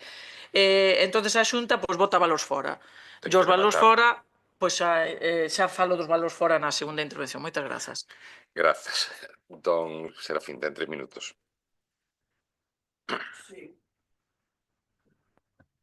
Ben, decir, no pasado mes de abril, este Comité Técnico Político da Diputación acordou por unanimidade das presentes que a Xunta de Galicia incluída que a Xunta estudar o impacto da extensión das líneas urbanas, analizar as propostas dos concellos para reorganizar as concesións autonómicas e avaliar a súa viabilidade técnica, xurídica e económica. Esa negociación cas concesionarias, donde efectivamente se acaba creando o transporte metropolitano, pois unha empresa que ten a concesión dunha línea, pois habrá que abonarle no que sexa, habrá que negociar para solventar ese tipo de cuestión. Fíxose isto, non? A día de hoxe, a falta de cumprimento efectivo deste compromiso por parte da Xunta está a adiar de maneira injustificada esta demanda que é efectivamente histórica e que daría servizo a máis de 150.000 habitantes e habrán unha superficie de 900 kilómetros cuadrados. Bueno, decir que o Concello de Ourense fixo os deberes no tocante aos puntos de intercambio, os orzamentos que se lle pedían, tampouco, é dicir, é necesariamente a Xunta e o Concello de Ourense os que están incumplindo necesariamente as cuestións, pero por ese orde. O respecto do que di o portavoz do Partido Galego de que meter unha emenda a un terceiro acordo o Concello de Ourense instar ao Concello de Ourense para que poña en marcha o transporte. O Concello de Ourense non ten capacidade, non ten competencias para pôr en marcha un transporte metropolitano. Non lle vamos a aceptar esa emenda porque non ten sentido. E están confundindo, tanto vostede, ou están chamándolle unha cousa a outro servizo distinto, están dicindo que se temos xa un transporte metropolitano no Concello. Aquí non hai ningún transporte metropolitano. Aquí hai un servicio dunha liña de transporte da Xunta de Galiza que comunica por determinadas parroquias deste Concello ca cidade. Pero non hai ningún transporte metropolitano. Evidentemente subvencionado, pero non é transporte metropolitano, non lle chamen allos arcebolas. Vale, chamenlle as cousas polo seu nome. Vale, chamenlle transporte metropolitano cando haxa, cando sea ese transporte metropolitano que vertebra a comarca e interrelacione eses 15 concellos. Entón, sí, non me falen transporte metropolitano entre o Concello de Ourense e o de Barbadás, porque non é, eso non é transporte metropolitano. Vale, punto. Entón, bueno, dicir que o Concello de Ourense non fixo eso, cando sigue... Pero como vai facer o Concello de Ourense nada? Cando ten en precaria unha concesión que leva anos caducada, cando sigue cunha concesión caducada de anos. É dicir, que vai facer o Concello? Importa cero coma. Nada disto. O Concello de Ourense está embarcado en outras aventuras de pan e circo, de traer as orquestas e darlle 100 euros á xente para que compre zapatillas 2 meses antes das eleccións. Está a consta de destrozar todo o tecido asociativo e todo as cuestións de ámbito social dun Concello como o de Ourense. Bueno, levamos, en definitiva, desde 2015, unha década de promesas incumplidas para a posta en marcha deste servicio, que é fundamental para o benestar da cidadanía, para o acceso aos servicios públicos. Bueno, creo que me queda un minuto para final e guardarei o que poda para ese tempo. Grazas. Grazas a vostede. Don Ramón. Rapidamente. Sin o permiso do Concello de Ourense non vai existir transporte metropolitano. Diga vostede o que queira. E Barbadás ten un transporte metropolitano na práctica temos un transporte metropolitano, para unha parte do Concello, pagado por nós, pagado polo Concello de Barbadás. É así de claro, porque é o mismo co que se instaura da Xunta, pero é análogo. Ora sí, temos unha parte do Concello que é Piñor, Parada de Santa Oxía, que non ten eso. E mereceríalle máis a pena pertenecer a Ourense en temas de mobilidade, porque chegaría un autobús urbano, non en tema de pago de impostos, está claro, porque en Ourense paganse máis, pero en tema de mobilidade sí, tal como está hoxe a situación. Entón non veña a contar aquí milongas. Moitas gracias. Moitas grazas. Ben, creo que casi todos e todas estamos de acordo no sentido desta moción. O transporte metropolitano é algo que é un objetivo de calquera goberno e calquera oposición. Ben, agora eu vou a falar de realidades. A mesa esta da Diputación é unha trangallada, é unha carallada. Literalmente, non vale para absolutamente nada. A competencia da Diputación é coordinar, en todo caso. Competencias en materia de transporte urbano en concellos de máis de 50.000 habitantes, neste caso non 20.000, 50.000 habitantes son do concello, en este caso o único que está nesta bisbarra é Ourense. O resto é competencia da Xunta de Galicia. E é a Xunta de Galicia a que ten que levar a voz cantante. Non ten que ser nin o Concello Ourense, nin o de Barbadás, nin nada. Nós, como Concello, evidentemente queremos os servizos para o noso Concello. Fago aquí unha mención. O Plan de Transporte Metropolitano de Galicia dice: o Metropolitano da Coruña activouse o 24 de xaneiro de 2011. Santiago e Ferrol implantáronse o 14 e o 21 de marzo de 2011. A de Lugo, 5 de novembro de 2012 e a de Vigo, o 27 de abril de 2015. Fáltame Pontevedra por aquí, que está gobernada polo BNG, concretamente, tamén. Non sei, por facer referente como fai vostede a partidos políticos concretos. Planes do plan Piares, do Plan de Transporte Metropolitano de Galicia, o que buscamos é precisamente unha integración tarifaria. Non, aí discrepo con vostede, señor Ramón, porque non temos transporte metropolitano de ninguna clase. É un transporte que é de titularidade autonómica e que, bueno, se acortou no seu momento por sustituir ao 7 que entraba no Concello de Barbadás, basicamente. Non é un transporte metropolitano, ainda por encima, pagámoslo nós, é un transporte interurbano, por decirlo dese xeito, pagámoslo nós. Perdón, metropolitano significa integración tarifaria, mellora dos servicios e mellora das infraestructuras. Gracias. Gracias a vostede. Corresponde o turno de palabra a don Ramón Lloves. Bueno, moi boas. Pois, bueno, efectivamente, ao parecer a Xunta xa hai un tempo que lle había perdido un informe ao Concello de Ourense, de momento ainda siguen esperando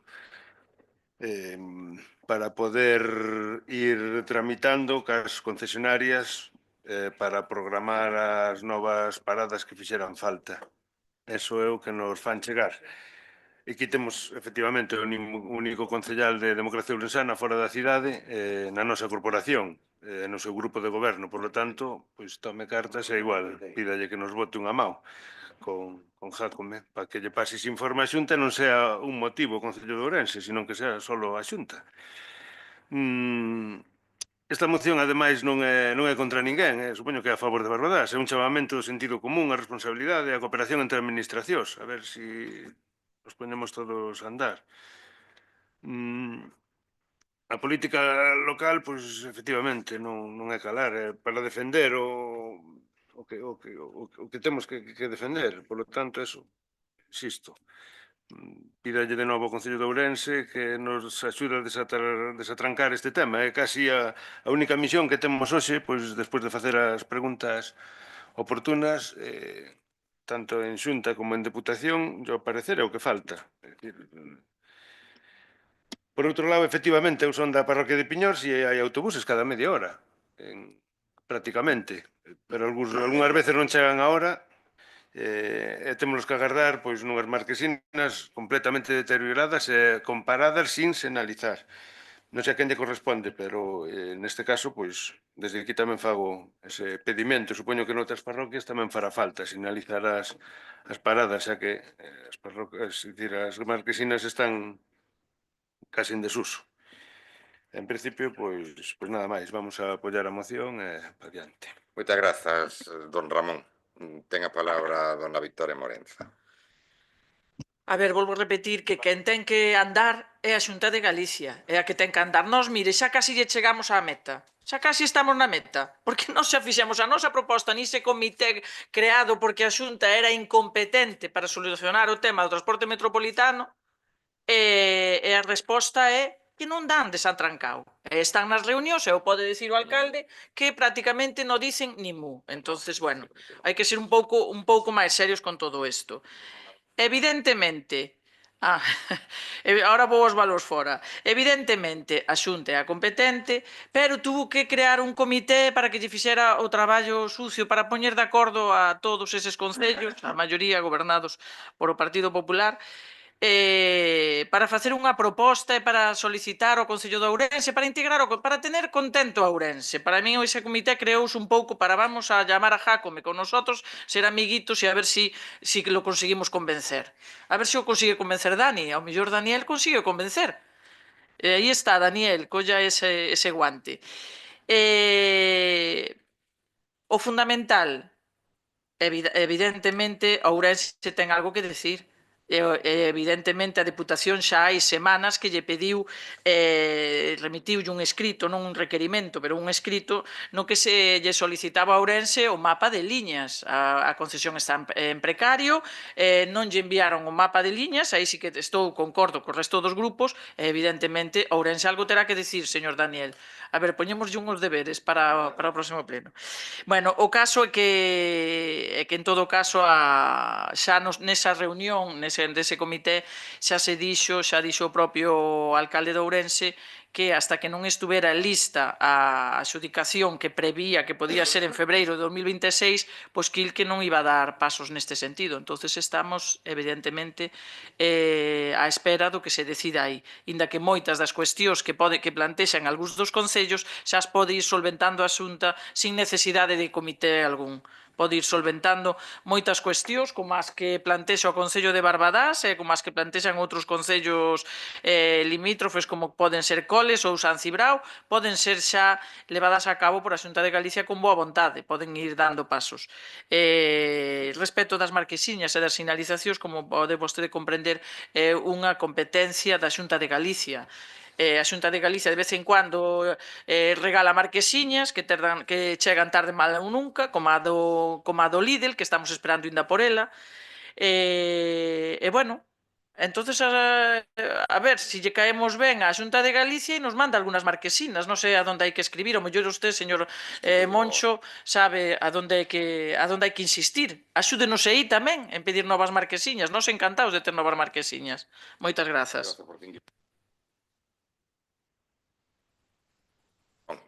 Don Serafín, ten un minuto. Oxe, sempre seguimos criticando neste tema do desleixo e inacción do PP, na Xunta e na Deputación, e de DO no Concello de Ourense, que fan que siga dormindo no sono dos xustos este proxecto. Basta de excusas incumplidas. No 2015 xa cacarexaban, pero ainda todo está parado. Remato, non me vai dar tempo de tal, pero sin que sirva precedente en esta ocasión teño que concordar co portavoz de Democracia Ourensán, porque realmente por sí que está dicindo que a mesa de Diputación é algo que non está servindo necesariamente para nada, e concordando cas propostas que dixo aquí o Benega. Nada máis, gracias. Moitas grazas. Pois ben, vou empezar por don Ramón Lloves. Mire, Barbadás ten que facer valer o seu peso. E sabe como fai valer o seu peso? Peso a peso. Barbadás fai no valer peso a peso. O noso peso facémolo valer peso a peso. Como? Con 155.000 euros que aportamos aos veciños e veciñas de Barbadás á empresa de mobilidade aquí neste concello, que o paga este concello. Este concello quere decir todos os veciños e veciñas. Ese é o peso a peso que aporta Barbadás. Pero dito eso, nas primeiras reunións este goberno, é dicir, na Victoria Morenza máis eu acudimos ás mesmas. Acudimos e fixemos as propostas, e como ben dixo ela, houbo unha reunión cos voceiros municipais para darlles a nosa idea e vostedes aportarnos a súa. Creo que concordamos todos nese ámbito. Ben, pois eso trasladouse en dúas reunións as que acudimos. A terceira non acudimos, é certo. E se non acudimos foi por dúas cuestións. Primeira, é esencial, porque estábamos noutro asunto. Así de sencillo. Pero, segunda, dixo, eu perder o tempo non vou a ningún sitio, E suscribo plenamente o que dixo don Daniel, e teño dito ao meu grupo provincial, e o que di don Serafín. Non sirve para nada. Isto non é un transporte metropolitano. Isto foi unha comisión instada a través dunha moción do Partido Socialista na Deputación de Ourense, que se aceptou. Con que ánimo e con que fin? Pois única e exclusivamente co fin de que se movera este asunto. Esta comisión está totalmente desvirtuada. Eu durei no foro no que eu teña que decir, como se na Diputación, e incluso rebatindo ou debatindo como vocero provincial na Diputación, nas reunións que teñamos.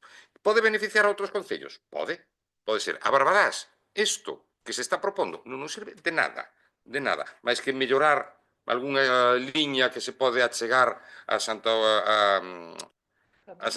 Uxía, e poquito máis. Ao mellor ao Hospital de Piñor é poquinho máis. O transporte metropolitano ten, entre outras cousas, a posibilidade de intercambiar de liña en lugares determinados sin custo adicional en un período de tempo determinado. E iso non o hai, nin se prevé, nin está agora mesmo á espera. É que non se atisba un horizonte.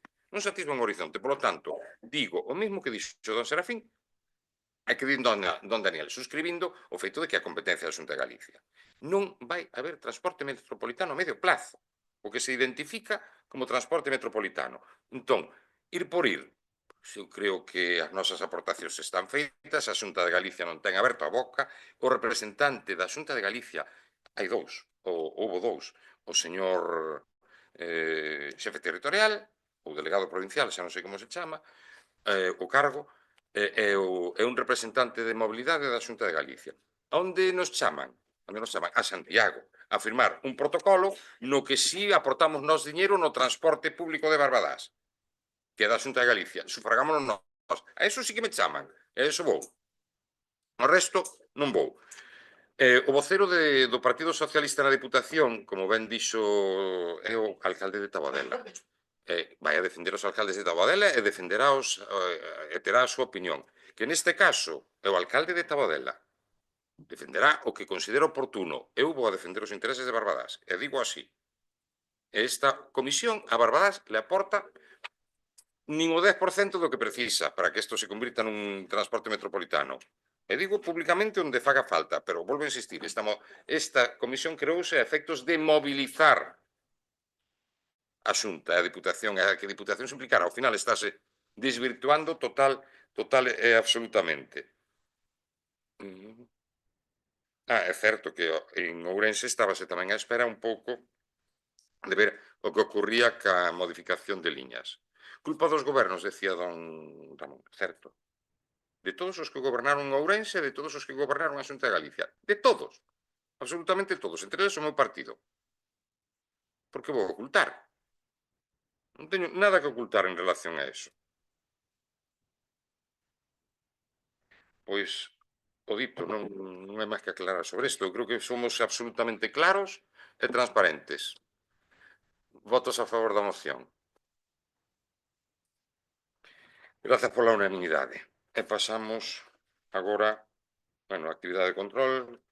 Vostedes teñen os decretos da alcaldía bueno, son coñecedores dos mesmos. Por outro lado, informalos de que, creo que foi hoxe, chegou un escrito do Instituto Galego da Vivenda e Solo, creo que foi hoxe, sí, o Instituto Galego da Vivenda e Solo, no que a parcela ou as parcelas sobre os que o Concello pretende desenvolver un polígono comercial están vacantes e, polo tanto, si que nos permiten traballar sobre elas.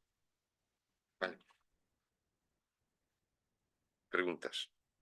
O do saneamento non. O do saneamento.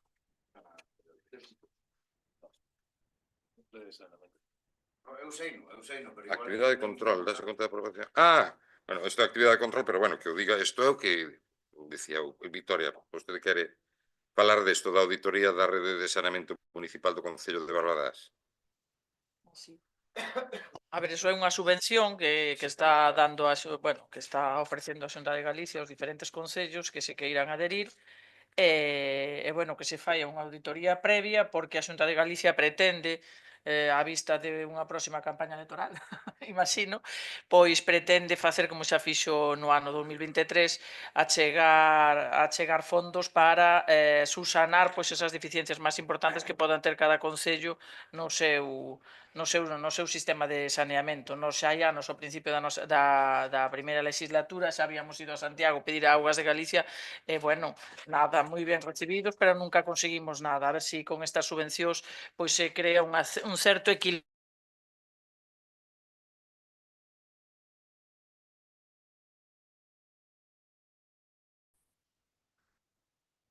Partido Popular, Bloque Nacionalista, perdón. No, que como moitas veces vou registrar mañá, porque hoxe non tuve a posibilidade de facelo, pero bueno, mañá. Vale. Unha é unha solicitude que vou ler.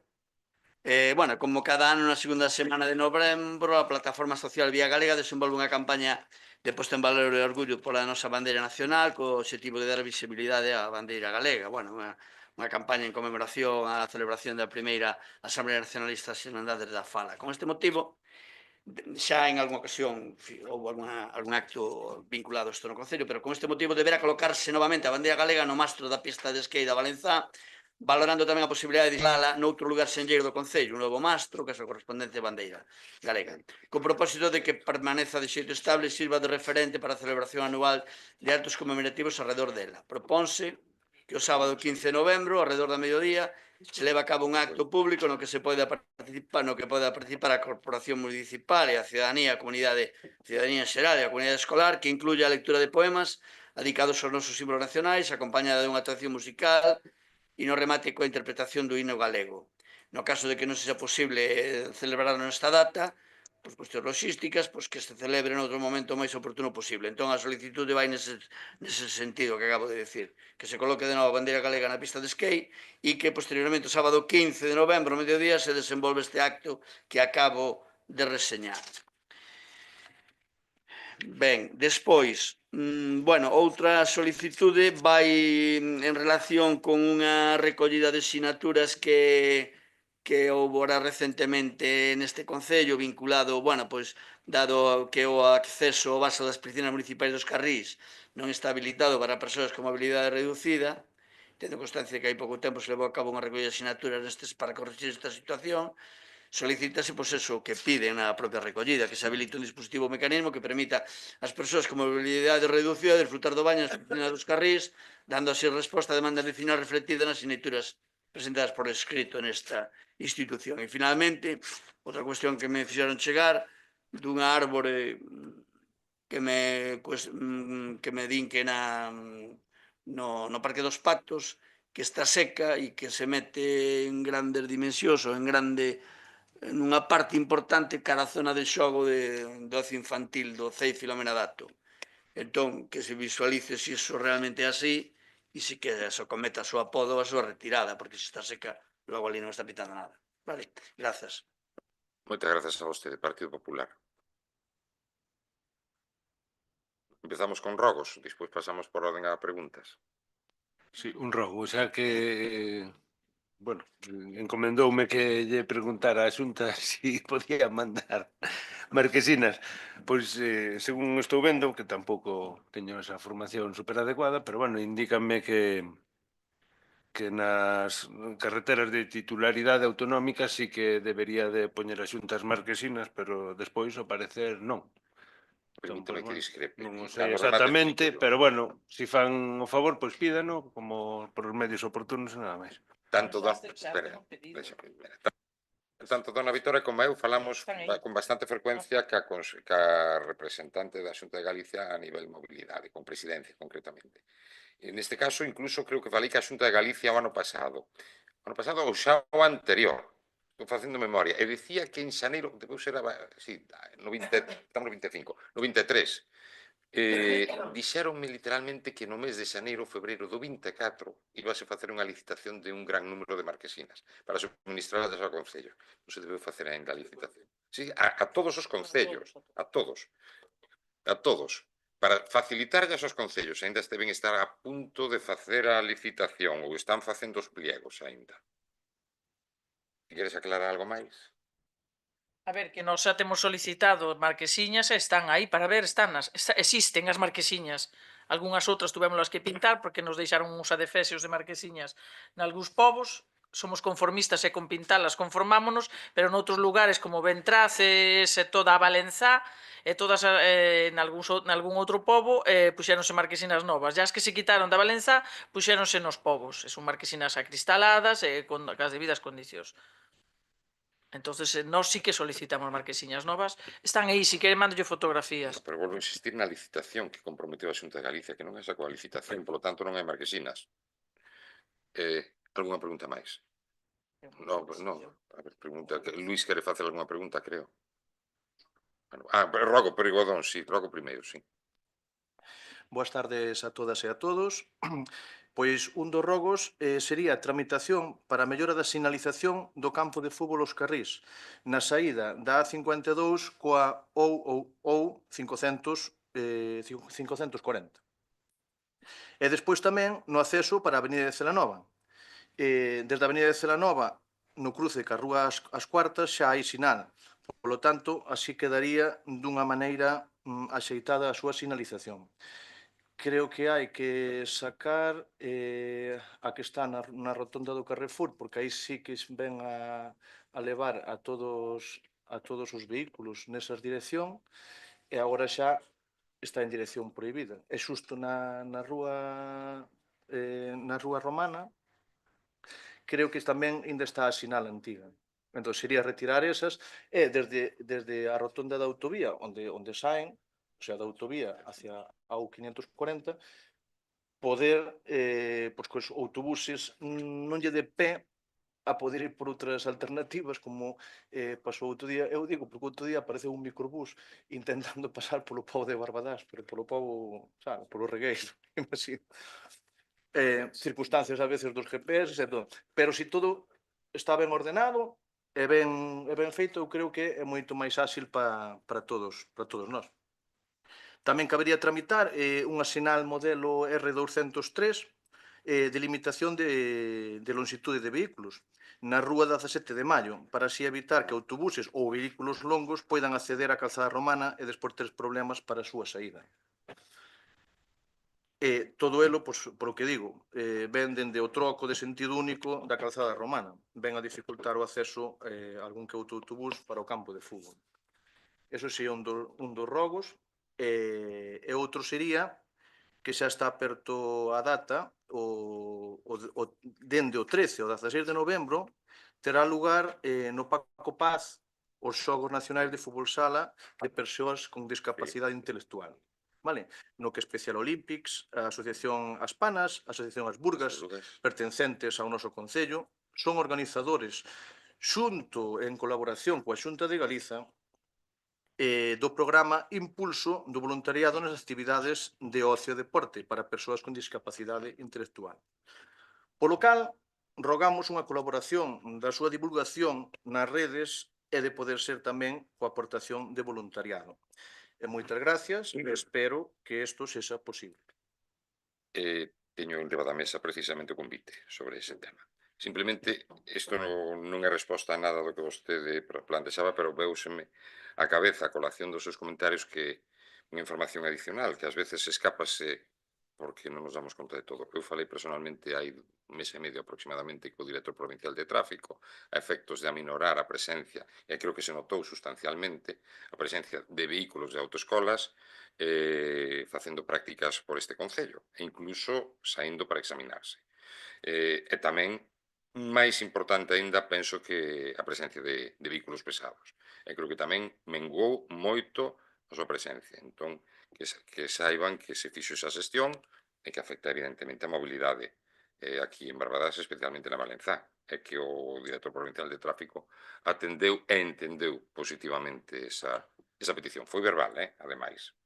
Que se sabe por se piden algún escrito, non o hai. Foi verbal. Non sei se quere que vostede contestar algo do que plantexou don Luís. Vale. Algún rogo máis? Bueno, de todos he sabido este fin de semana lo que pasó con el mobiliario urbano, vale, por desgracia en este concello el Partido Popular lo único que puede hacer es trasladar un ruego aquí al concello en la pista de skate. Ustedes saben que yo vivo muy cerca de las pistas de skate, 12:30, 1 de la mañana, aquello era impresionante, se rompieron bancos y bien fácil es, yo avisé a la Guardia Civil no apareció. Bueno, yo después ya me fui a dormir y ya no apareció, creo. Lo que pasó en el parque de abajo de la Calzada Romana, todos lo sabemos. Entonces, bueno, lo único que hacemos el Partido Popular es un ruego que, no sé, si la Guardia Civil porque esto cada vez se está complicando más. Entonces, pues habrá que tomar alguna medida porque esto es ya, no sé cómo llamarlo. Entonces, hacemos un ruego, usted transmítalo a la Guardia Civil, porque en este caso los fines de semana, a partir de las 10 de la noche, pues ya pasa a ellos. Y si hay un horario, una ordenanza, yo en este caso, o sea, a mí no me molestaban, era la 1:30 de la mañana, no me molestaban, pero realmente pues hay gente que quiere descansar y están enfrente de la pista de skate. Un poco, después vi lo que había pasado con la rotura de los bancos que estaban allí. A mí esto no me parece normal. Educación, cada uno lo da en su casa, pero lo que tenemos es que entre todos buscar una solución a esto, lo que pasa por las noches, y que yo creo que como siga así, ojalá que no, y lo digo claramente, ojalá que no, concienciar a, no sé, a los vecinos, a la gente joven, o no sé, ya no le echo la culpa a nadie, pero realmente que esto no vuelva a suceder. Y a ver si hay poder, visibilidad de la Guardia Civil o yo. De hecho, está la llamada en el teléfono y allí no acudió nadie. Entiendo que a lo mejor las patrullas estaban en otro lado, pero bueno, yo tampoco sabía lo que había pasado hasta que lo vi al día siguiente, que habían roto los bancos. Y nada Moitas más. gracias. Aclarar, informar de que haberá, non sei, un mes ainda estivemos reunidos, non, ou igual un pouquiño máis dun mes que estivemos reunidos, co teniente coronel, neste caso non é o señor Berguillo, sino que é o señor Santa Marina do Serafín. Hai dous. Neste caso foi co señor Santa Marina e co capitán Pulido falando destas dinámicas, chamémoslle dinámicas, pero é certo que ningún corpo de seguridade pode estar en todos os sitios á vez. E agradezolle que chamara a Guardia Civil, pero é certo que non hai posibilidade de que estean presentes en todas as esquinas. E é certo que os vándalos, chamémoslle vándalos, outra cousa, acuden aos sitios que están máis agochados, porque de feito, aí, o carón do río, nese parque pequeno, pois a verdade é que está agochado, así de sencillo. É moi doado facer dano. Non, si, pero digo que aí tamén ocurre ás veces onde vivo eu, no Parque da Solaina. En pleno día acto vandálico non, pero eu teño aquí teño eu, este sábado, ou venres, non recordo, rapaces e rapazas de entre 10 e 12 anos, ás 12 da noite, facendo uso e abuso, máis ben abuso, dos elementos de xogo, a berrear, tirándose botellas entre eles e tal. Eu saín a ventá, non dixen nada, gravei. Gravei por se había destrozos. Non os houbo, non os houbo. Aí non os houbo, pero é certo, eran as 12, entre 12 e 1, creo lembrar. Tomei evidentemente grabacións.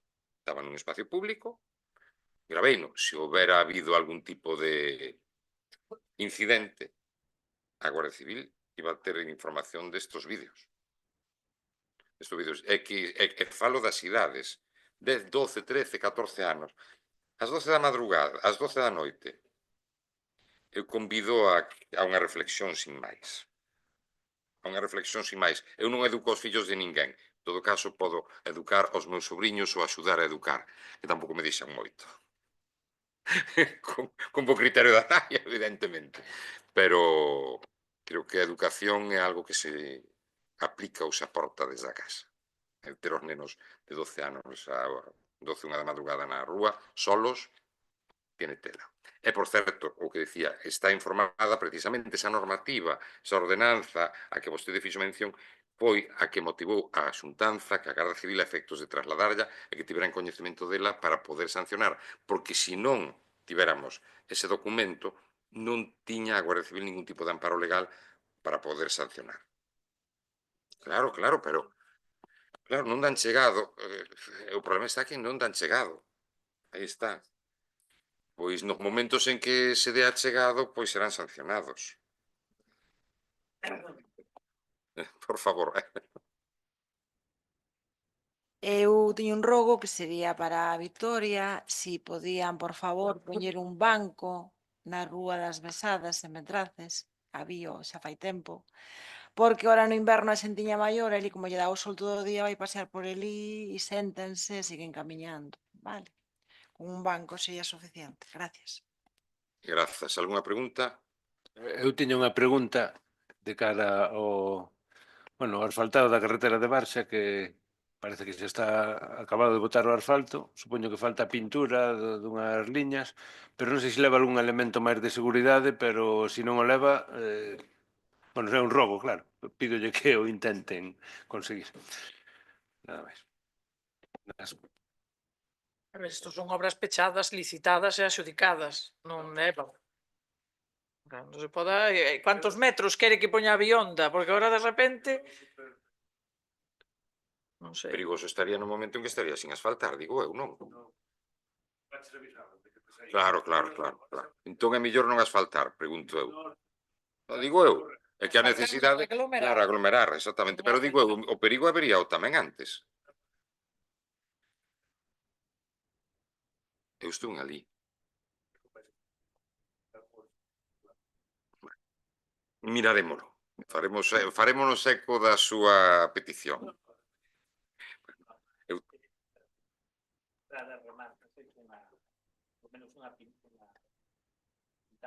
Claro, pero a pintada ten que pasar un tempo. Claro, a pintar vai ter... É que iso vai no proxecto, a pintura. Teño no que deixar en reposo, ten en reposo. Eso grave.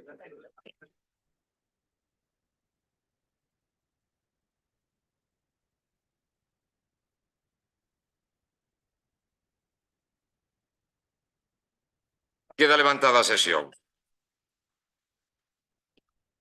Ahora pode ser, pero hai máis.